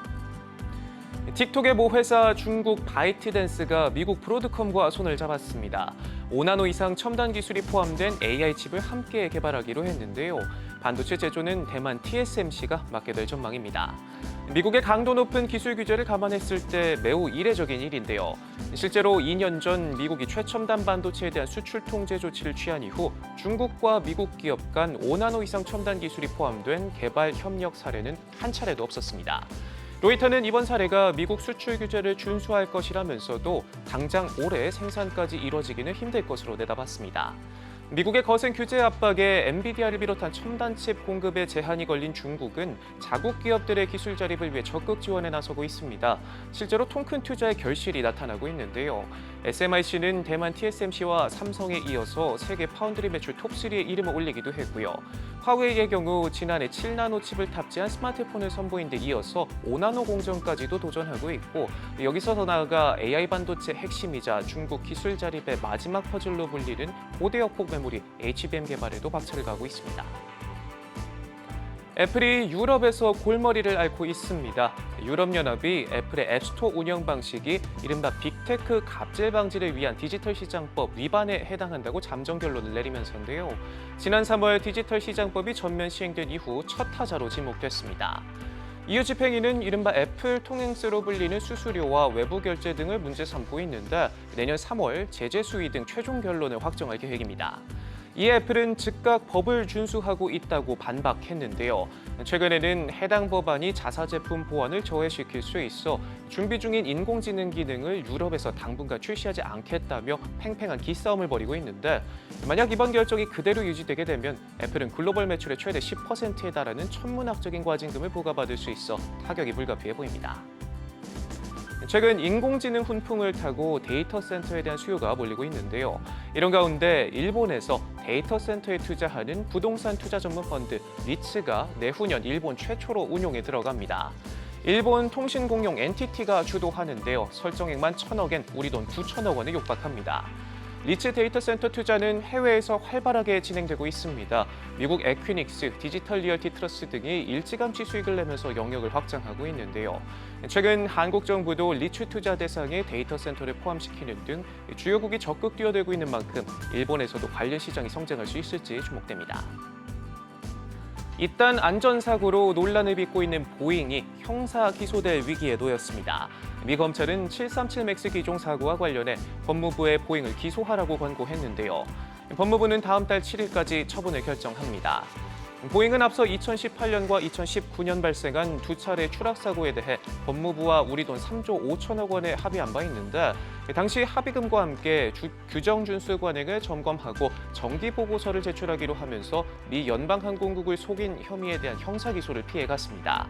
하지만 올해 1월 737 맥스 9 여객기가 비행 중 창문과 벽체가 뜯기는 사고가 발생했는데 문제는 이 사고가 2021년 합의에 따른 3년 기소유예 기간이 끝나기 이틀 전에 발생했다는 점입니다.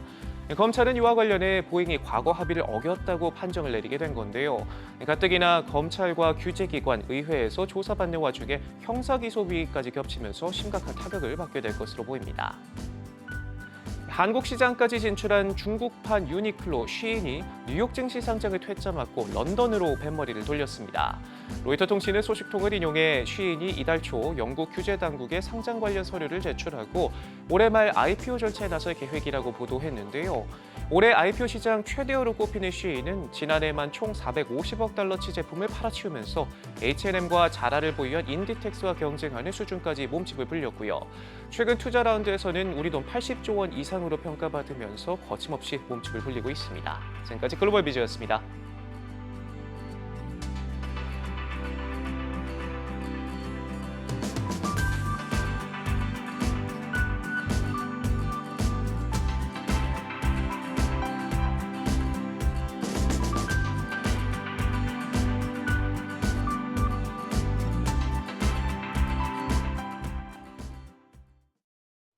어제 경기도 화성시에 있는 배터리 공장 화재로 수십 명의 사상자가 발생했는데요.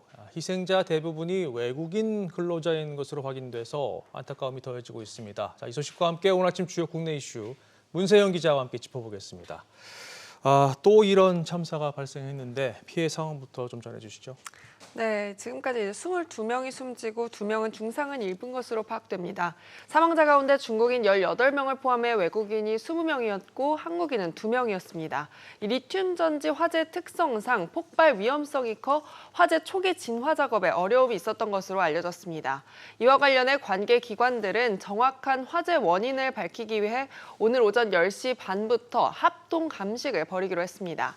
검찰도 전담 수사팀을 꾸리기로 했고 고용노동부도 산업재해 수습본부를 꾸리고 사고 경위 파악에 나섰습니다. 고용부는 해당 업체가 중대재해법 등 관련 법을 위반했는지 조사할 방침입니다. 한편 이렇게 불이 난 이 아리셀 공장은 1차 전지 제조업체인데요. 지난 2020년 5월 출범한 코스닥 상장사 에스코넥의 자회사로 어제 주가가 22% 넘게 하락 마감했습니다. 그렇군요. 자, 분위기를 좀 바꿔서 의정 갈등 상황도 좀 짚어보죠. 앞서 네. 의사협회가 이번 주에 전면 휴진에 돌입하겠다고 예고를 했는데 일단 보류 결정이 나왔습니다. 네, 그렇습니다. 오는 27일부터 무기한 전면 휴진을 예고했던 대한의사협회가 휴진을 보류하겠다고 입장을 바꿨습니다. 의협은 연세대학교 의료원 교수들의 휴진 결정을 지지한다면서도 이후 투쟁은 오는 29일 열리는 올바른 의료를 위한 특별위원회, 일명 올특위 2차 회의 결정대로 진행하겠다고 밝혔는데요. 의협의 결정으로 의정 갈등이 진정될지 아니면 휴진을 지지하는 의대 교수와 전공의들의 입장이 바뀔지 향후 추이를 지켜봐야겠습니다. 네. 자, 마지막으로 최태원 SK그룹 회장이 어제 결국 항소심 판결문 경정을 받아들일 수 없다 이러면서 법적 조치에 나섰습니다. 네, 불복했습니다. 이 최 회장 측은 어제 항소심 재판부인 서울고법 가사 2부에 판결문 경정 결정에 재항고장을 냈습니다. 이에 따라 대법원은 이혼 소송 본안 상고심과 판결문 경정 결정에 대한 재항고심도 심리하게 됐는데요. 최 회장이 노소영 아트센터 나비 관장에게 재산 분할로 1조 3천억 원을 지급하라고 판단한 항소심 재판부는 지난 17일 판결문 일부를 수정했습니다.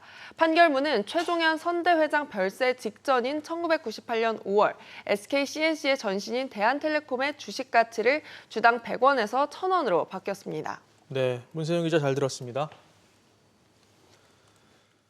금융위원회가 변동금리 대출의 일정 수준의 가산금리를 부여하는 스트레스 DSR 규제의 2단계 도입을 오는 9월 1일로 2달 연기합니다. 금융위는 범정부적 자영업자 지원 대책이 논의되는 상황이고 전반적인 부동산 PF 시장의 연착륙 과정 등을 고려한 결정이라고 설명했습니다. 스트레스 DSR 2단계가 도입되면 은행 주택담보대출과 신용대출 그리고 이금융권 주택담보대출에 기본 스트레스 금리의 50%가 적용됩니다.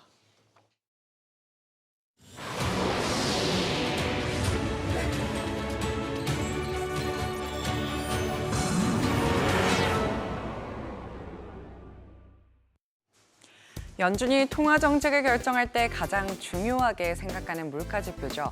미국의 5월 개인 소비 지출 PCE 가격 지수가 이번 주 후반에 발표될 텐데요. 시장은 이번 PCE에서 금리 인하 시점과 횟수에 대한 힌트를 찾을 것으로 보입니다. 이런 가운데 메리 데일리 샌프란시스코 연은 총재는 필요하지 않을 때 선제적으로 금리를 인하해서는 안 된다고 경고했는데요. 다만 그동안 타이트했던 고용시장은 전환점에 가까워지고 있다며 연준의 통화 정책이 고용시장에 영향을 미치고 있음을 시사했습니다. So far, the adjustments in the labor market have been modest, not really pushing up the unemployment rate. But we're getting nearer to a point where the outcomes on employment may be less benign. Although job growth remains quite strong, most other measures of labor market strength or most labor market conditions have basically returned to their pre-pandemic levels, telling you that things are pretty much in balance. And importantly, we've got metrics that show that the balance between demand and supply of workers has largely normalized. 시장은 연준이 이르면 오는 9월에 금리 인하를 시작할 것이라고 보고 있습니다. 올해 2번까지도 인하할 수 있다고 전망하고 있는데요. 세계 최대 자산운용사 블랙록의 수석 투자 전략가도 연준이 올해 금리를 총 2번 인하할 것으로 예상했습니다. 최근 미국의 소비자 물가지수 CPI와 생산자 물가지수 PPI가 완화된 만큼 이번 PCE도 좋게 나올 것이라고 전망했습니다.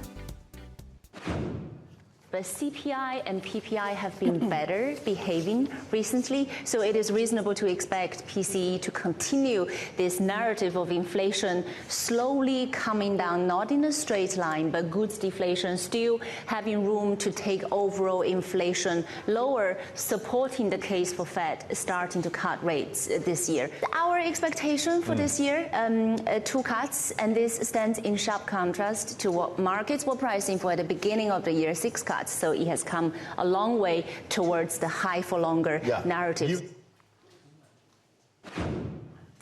이처럼 PC가 완화될 것이라는 기대감에 국채금리도 하락세를 보이고 있습니다. 10년물 국채금리는 4.2% 선에서 움직이고 있는데요. 미국 자산운용사 스테이트 스트리트의 선임 글로벌 거시 전략가는 미국 경제가 아직 너무 견고하다며 연준이 금리를 인하하더라도 예상보다 적게 인하할 수 있다고 전망했습니다. 그러면서 이에 대한 실망감으로 국채금리는 오히려 급등할 수 있다고 경고했습니다. In the U.S., the fact that we're still waiting for the cut cycle to begin just shows how different our financial system is here. I could certainly see the market getting excited about cuts, but really once the dust settles, can it get as low as the market and the Fed expects? And already we're seeing signs that investors are really questioning whether or not the world after the pandemic looks like the world before the pandemic. 테슬라가 올해 좀처럼 반등하지 못하고 있는 가운데 하반기에는 상황이 달라질 것이라는 분석이 나오고 있습니다. 웨드부시는 테슬라가 인공지능과 로보틱스 기대감에 힘입어 시가총액 1조 달러를 돌파할 것으로 전망했는데요. 반면 글로벌 투자은행 RBC 캐피털 마켓의 애널리스트는 테슬라의 로보택시 사업이 예상보다 부진할 수 있다며 목표 주가를 기존 293달러에서 227달러로 하향 조정했습니다. 우버와 리프트 등 경쟁이 치열한 것도 목표가 하향의 이유라고 설명했는데요. 들어보시죠. I do believe ultimately the app, right? Uber and Lyft, those guys will have a lot of power, a lot of say in the future of robotaxis. There will be other players in the market, others making cars, software, other apps. But I am still very bullish on robotaxis for Tesla. I have them getting over 20% market share in the US. That's 70% of my robotaxi valuation is their own walled garden, their app, their car, their software.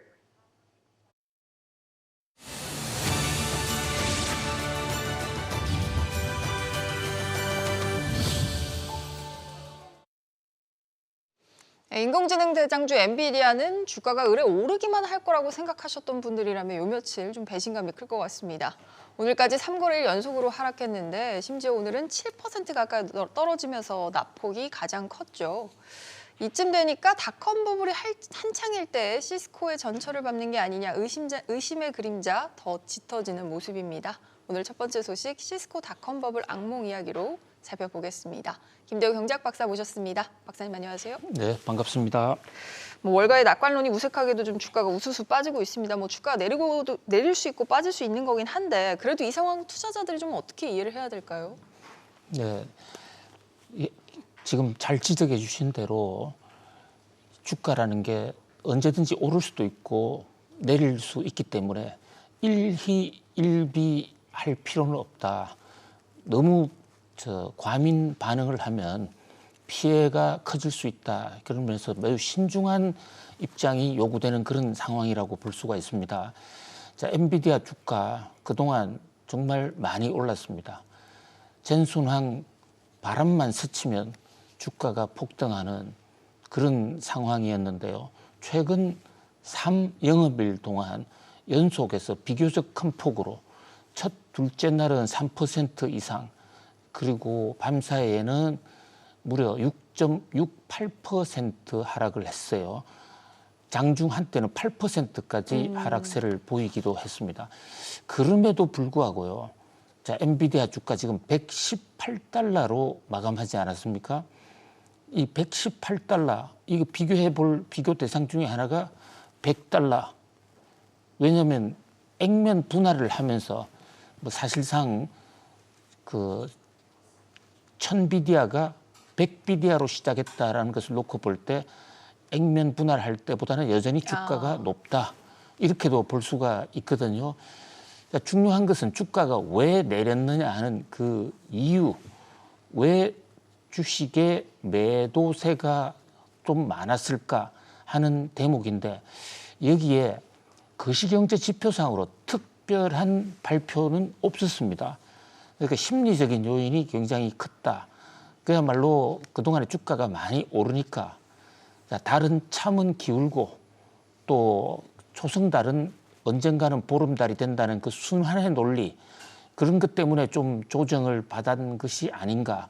그래서 오히려 이것이 그 매수의 기회가 될 수 있다. 이렇게 보는 시각도 있는가 하면 지금 앵커님 잘 지적해 주신 대로 이러다가 제2의 시스코가 되는 것이 아닌가.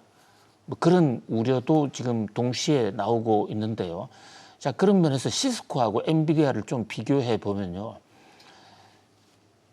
한 세 가지 점에서 비교의 포인트를 볼 수가 있는데 최저점에서 시스코 얼마까지 올라갔을 때 버블이 붕괴했느냐.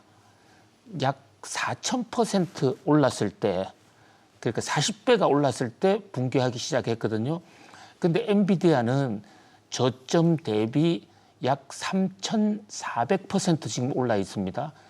그러니까 아직은 시스코까지 그렇게 오르지 않았다. 이렇게 볼 수도 있는 것이고요. 1대1로 비교하기는 어렵지만 단순히 그거 시스코의 상승률과만 비교를 한다면요. 예, 밸류에이션 쪽을 놓고 보면 당시에 2000년 3월 닷컴 버블이 붕괴될 당시의 시스코는 PER 지수, 주가 수익 비율이 198, 거의 200에 육박을 했었거든요.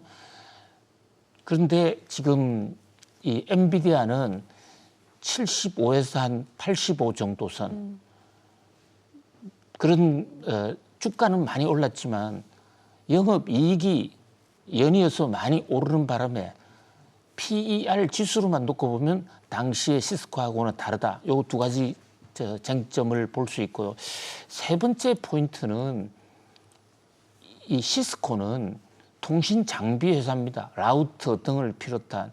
그래서 통신 장비를 사가는 곳은 당시의 인터넷 열풍과 함께 거의 IT와 관련된 회사들은 다 사갔고 또 소비자들도 그 퍼스널 컴퓨터에 무선 통신 시스템을 장착을 해야 했었거든요. 그래서 B2C 회사로 볼 수 있습니다. 그러니까 일반 고객을 상대로 한 회사. 그런데 지금 엔비디아 최근에 지명도가 별로 없다. 이런 보도 나오지 않았습니까? 인지도 별로 없다는 거 저희도 전해드렸습니다. 엔비디아가 뭐 하는 회사인지 잘 알 길이 없어요. 사실 일반 소비자들은 잘 모르죠. B2B잖아요. B2B로 이제 그 회사들끼리 사고 파는 회사지만 그 회사들 중에서도 엔비디아 제품을 사가는 회사는 극히 일부분이에요. 그러니까 엔비디아 지금 GPU 하나에 지금 6억, 7억까지 하는데 우리나라 회사들도 이를테면 우리나라의 네이버라든지 이런 검색 회사 같은 데서도 몇 대를 못 사오고 있습니다. 그러니까 거의 대부분 아마존, 구글, 그다음에 마이크로소프트 이런 클라우드 서비스를 하는 IBM 이런 회사들이 집중적으로 지금 사고 있는데요. 자, 일각에서는 그 회사들이 인공지능을 가지고 가서 돈을 번 것은 아니지 않느냐. 실제로 지금 AI 가지고 돈 벌었다는 얘기는 없어요. 지금 막 교육시키는 과정이거든요. 그러니까 이 회사들이 과연 언제까지나 엔비디아의 GPU를 엄청난 돈을 주고 사갈 수 있겠느냐. 그래서 어떤 여기도 캐즘의 덫 같은 게 생길 수가 있다. 초기 투자자들 입장에서는 AI를 교육시켜야 되니까 너도 나도 지금 GPU를 사가지만 그게 돈을 버는 데까지는 상당히 시간이 걸리는, 그렇게 되면 캐즘의 덫처럼 일정 기간은 긴 고통의 시간이 올 수도 있다. 이런 지적이 나오고 있는 것입니다. 박사님, 사실 그 인지도 얘기 나오면서 이 부분도 좀 궁금을 했는데 엔비디아 같은 경우는 기본적으로 B2B고 말씀하신 대로 기업들 중에서도 소수의견만 사간다고 하셨는데 그럼 그런 인지도가 엔비디아의 주가에도 좀 영향을 줄 수 있을까요?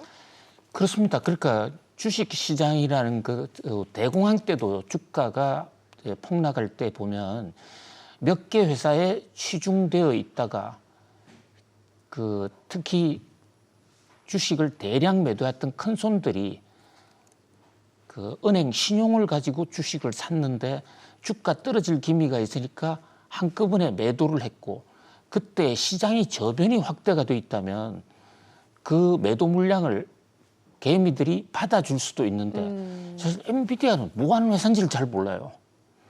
엔비디아 이름 자체가 엔비디아라는 말 찾으면 잘 없어요. 원래 젠슨 왕이 엔비디아라는 회사를 시작할 때요. 데니스라는 그 식당에서 시작을 했죠. 예, 햄버거 음식점에서 시작을 할 때 워낙 바빠서 회사 이름을 지을 생각을 못 한 겁니다. 그래서 뉴 버전이라는 이름으로 MV가 뉴 버전, 새로운 뭐 어떤 버전이다, 새 장 이런 식으로 이름을 그냥 그대로 써오다가 그게 너무 촌스럽다. 이래서 장명 회사에 맡겼어요.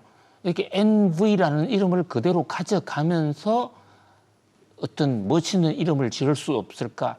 그래서 이 비디아라는 쪽에 라틴어, 질시, 질투란 뜻이 질투 있죠. 이런 어떤 라틴어까지 합성을 해서 엔비디아를 만든 거거든요. 그러니까 그런 각도에서 또 그만큼 어떤 대중화가 아직은 안 돼 있다. 그러니까 우리 인텔 같은 회사가 인텔 반도체 혁명을 일으킬 때 우리 컴퓨터 안에 인텔 인사이드, 인텔이 여러분 컴퓨터 안에 있습니다. 그런 식으로 우리는 반도체를 잘 모르지만 인텔은 그렇게 많이 대중화가 됐잖아요. 지금 박사님 보시는 노트북에도 그 스티커가 붙어 있는 것 같네요. 인텔. 그렇습니다. 예. 그러니까 이제 엔비디아 인사이드, 그러니까 엔비디아가 대중화 시기에 과연 그런 시대가 올 수 있을 것인가? 뭐 그런 면에서 이것도 중장기적으로 계속 발전할 수 있는 하나의 포인트가 될 수 있다 이렇게 볼 수 있습니다. 사실 뭐 엔비디아의 주가가 더 갈지 내려갈지 저희도 뭐 예측을 할 수 있는 영역이 아니고 그건 월가도 마찬가지인데요. 박사님께서 말씀하시는 건 뭐 시스코의 악몽과 비교해 볼 때 어떤 주가 상승률이나 PER 그리고 소비자, 대중, 시장 인지도 면에서는 그런 차이가 있다는 점 구조적으로 좀 확인을 하고 가시는 것도 좋을 것 같네요. 네, 그런가 하면 빅테크 기업들의 이제 전반적으로 조금 더 영향을 미칠 다른 이슈들도 있는데요. 유럽연합이 빅테크 기업 갑질 방지하겠다고 디지털 시장법, 이른바 DMA를 시행하고 있는데 애플이 이걸 사실상 위반한 첫 번째 기업이 됐어요? 그렇습니다. 지금 이 빅테크에게 가장 무서운 공포의 법, EU, 유럽연합이 마련한 디지털 시장법이라는 건데요. DMA법이라는 겁니다. 갑질하면 바로 규제하겠다. 그런데 그 규제의 페널티가 상당히 엄청납니다. 어마어마하죠, 이게. 전 세계 매출액의 10%를 과징금으로 때리겠다. 이러니까요.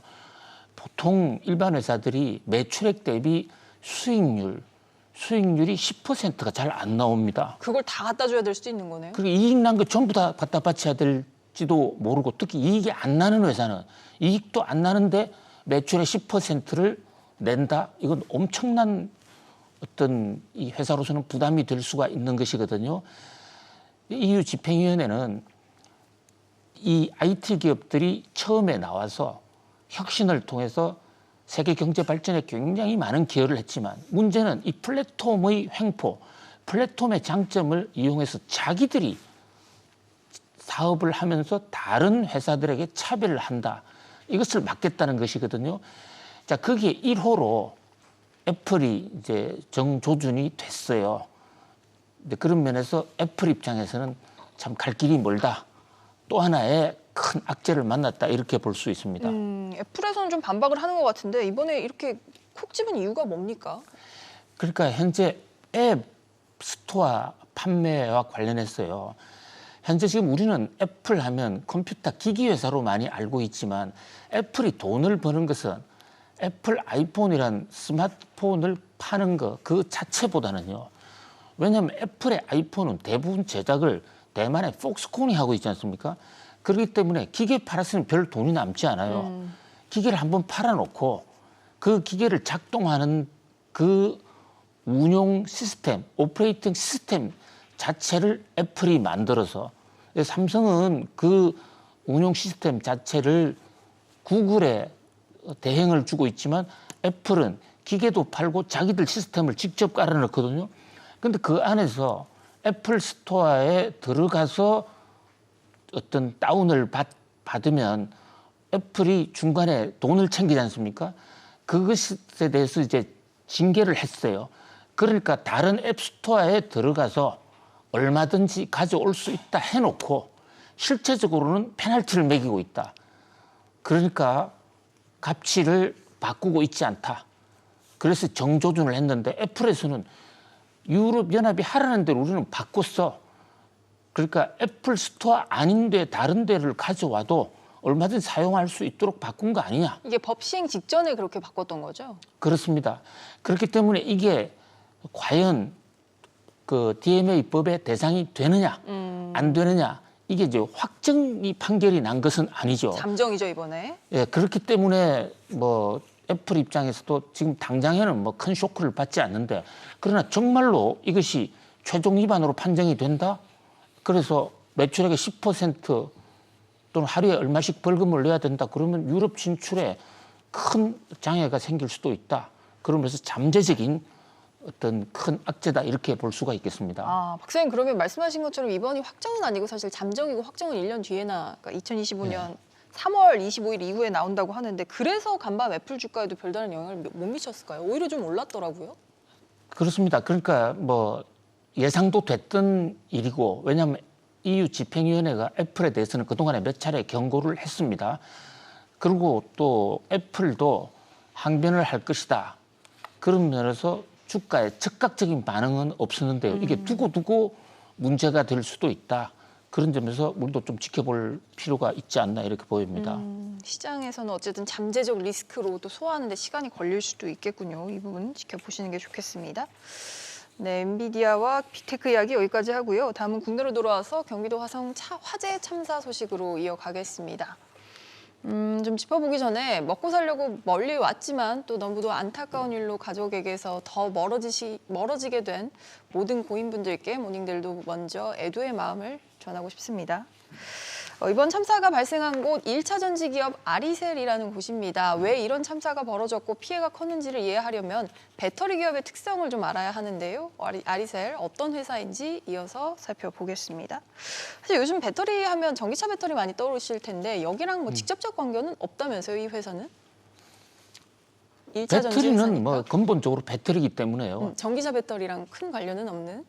그러니까 이 제품 자체가 전기차 배터리에 직접 공급되는 건 아닌데 그 구조 면에서는 결국 1차 전지나 2차 전지라 그 구조가 같기 때문에 그런 면에서 이번 사건은 이 전체적으로 배터리 안전에 경종을 울려주는 매우 중대한 사건이다. 이렇게 볼 수가 있겠습니다. 가뜩이나 지금 전기차 테슬라 전기차 같은 경우에도 여러 번 화재도 났고 또 이 화재가 나면 문도 잘 열리지 않잖아요. 그래서 전 세계가 지금 배터리를 이용을 해서 친환경, 탄소 중립 에너지로 지금 전환을 해야 되는 마당인데 배터리 쪽에서 지금 잇따라 사고가 있는데 배터리 화재 사고는 이번이 처음이 아니잖아요.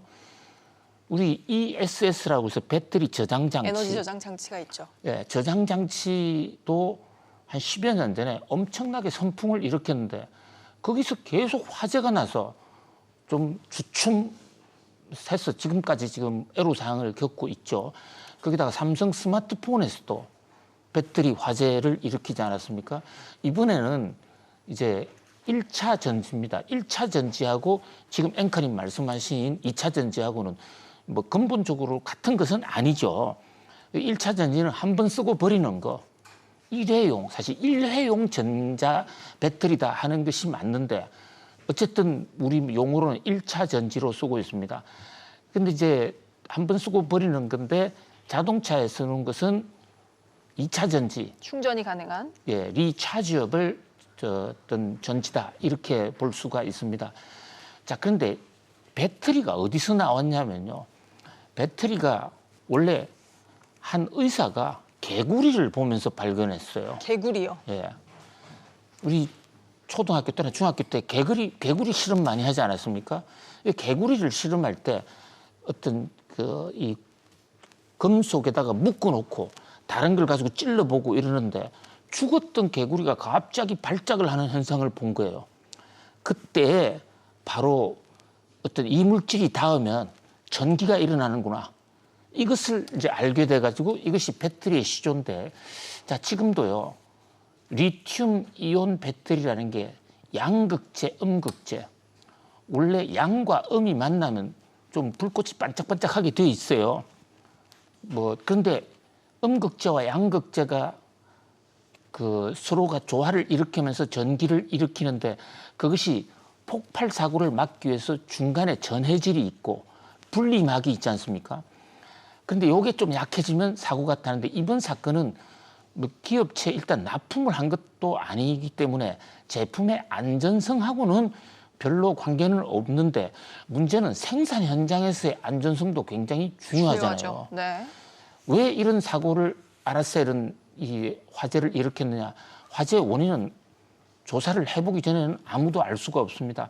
그런데 목격자들의 진술에 따르면 셀에서 폭발 사고가 일어났다. 그 폭발 사고 일어난 게 바로 개구리 브르르 뜨는 그 장면하고 비슷했다. 이러니까 양극재와 음극재의 충돌이 아니겠는가? 그리고 하나가 폭발하니까 옆에 있던 배터리가 연쇄 폭발을 했을 수도 있는데 안타까운 것은요. 우리가 이 리튬 이 배터리 소재를 일반 안전, 그러니까 화재 안전의 특별 대상으로 보지 않고 그냥 안전 관리를 일반 제품과 똑같이 했다. 그런 면에서 이번 기회에 배터리 안전에 대해서 좀 더 혁명적인 또 체계적인 어떤 대책이 나와야 되지 않겠는가. 그냥 안전 사각지대에 있었다. 그런 면에서 큰 교훈을 주고 있다 볼 수 있습니다. 사실 오늘부터 좀 진행될 합동검식 결과를 좀 봐야겠지만 어쨌든 규모 면에서는 아리셀도 중대재해처벌법 적용이 가능한 기업이긴 하더라고요. 그렇습니다. 이 기업도 그렇게 간단한 일단 상장돼 있는 회사의 직접적인 자회사인데요. 자, 이 회사의 현재 이 오너 그리고 이 회사가 누구냐라는 것을 한번 조사를 해 보면요. 박순관이라는 분이 에스코넥의 대표고 이분이 지금 에스코넥이라는 게 코스닥 상장사입니다. 그리고 이번에 사고를 일으킨 회사는 아리셀인데 에스코넥의 거의 주식을 에스코넥이 대부분 소유하고 있는 자회사거든요. 아리셀이. 예, 근데 박순관 대표는 이 아리셀과 에스코넥 두 회사의 대표를 맡고 있고 또 박순관 회장 자체도 아리셀의 주식을 많이 갖고 있고 에스코넥이 아리셀의 주식을 갖고 있다. 이런 면에서 거의 같은 회사다라고 볼 수가 있어요. 지금 코스닥에 상장돼 있는 에스코넥은 휴대폰 부품들 만드는 이런 회사인데 현재 나이스 기업정보센터에서 기업 관련도를 조사해 본 게 따르면 삼성 SDI나 LG전자, LGU+, 삼성 디스플레이, 또 현대모비스, 삼성전기 이런 등에 많이 납품을 하는 그런 회사로 업무 연관 기업으로 지금 분류되고 있기도 하는데 어저께 에스코넥 주가가 대폭락을 했습니다. 22%가 넘게 빠졌습니다. 에스코넥의 주가가. 그럼 다른 또 연쇄적으로 다른 기업들도 좀 같이 영향을 받았었을까요? 어제도? 현재 이 사건 자체가 뭐 직접적으로 어떤 기업에 뭐 어떤 데미지를 주는 그런 것은 아니겠지만은 이제 아무래도 이 배터리에 대한 안전도 문제 이런 게 터져 나오면 결국은 전기차 전환으로 해서의 어떤 속도 이런 데 대해서는 좀 조정이 될 수가 있고 또 에스코넥이나 아리셀이 납품하는 이 제품들의 수급에 일정 기간 화재가 사실 좀 워낙 끔찍했어요. 불을 끄질 못하는 상황이니까요. 물을 부으면 이게요. 리튬은 물과 산소를 만나면 그야말로 폭발합니다. 그렇기 때문에 이 불은 물로 끌 수 없는 거거든요. 그렇다면 뭐 일반 화학 물질로 분리해 놓은 이 안전 기준 자체가 잘못됐다. 뭐 그런 면에서 어떤 화재의 안전에 대한 경종을 울린 사건이다 이렇게 볼 수 있겠습니다. 알겠습니다. 이제 배터리 화재 이야기가 비단 ESS뿐만 아니라 전기차뿐만 아니라 이런 이제 일반 공장의 노동자 안전 문제와도 직결된다는 거 이번에 화재를 통해서 우리도 알게 됐는데요. 오늘 합동 감식 결과 보고 또 면밀한 이야기 나눠 보도록 하겠습니다. 박사님 오늘도 잘 들었습니다. 감사합니다. 고맙습니다.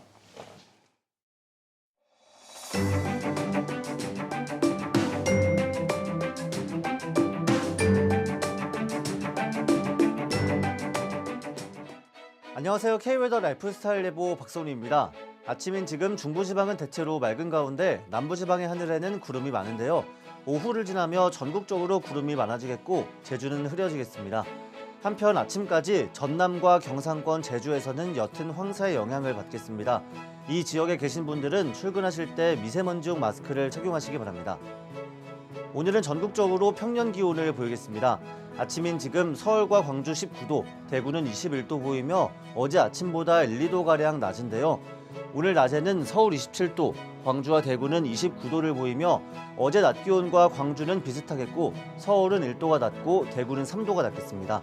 다음은 자세한 지역별 오늘 기온입니다. 중부지방의 아침 기온은 수도권 19도 내외, 대전 18도, 춘천 16도입니다. 낮에는 인천 24도, 서울 27도, 대전과 춘천은 28도를 보이겠습니다. 동해안 지방 속초와 울진 20도로 아침을 시작하고 있습니다. 낮에는 강릉이 28도를 보이겠습니다.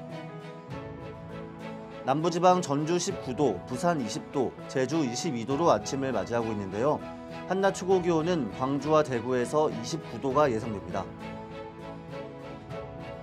전해상 구름 많은 가운데 물결은 동해에서 약간 높게 일겠습니다.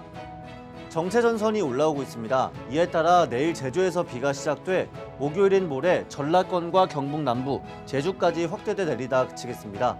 전남 남해안과 경남 제주에는 금요일까지 비가 이어지겠습니다. 이후 토요일과 일요일에는 전국적으로 비가 내리겠습니다. 날씨였습니다. 오늘 아침 저희 모닝벨이 준비한 소식 여기까지입니다. 네, 저희 내일 아침 6시에 다시 뵙겠습니다. 고맙습니다.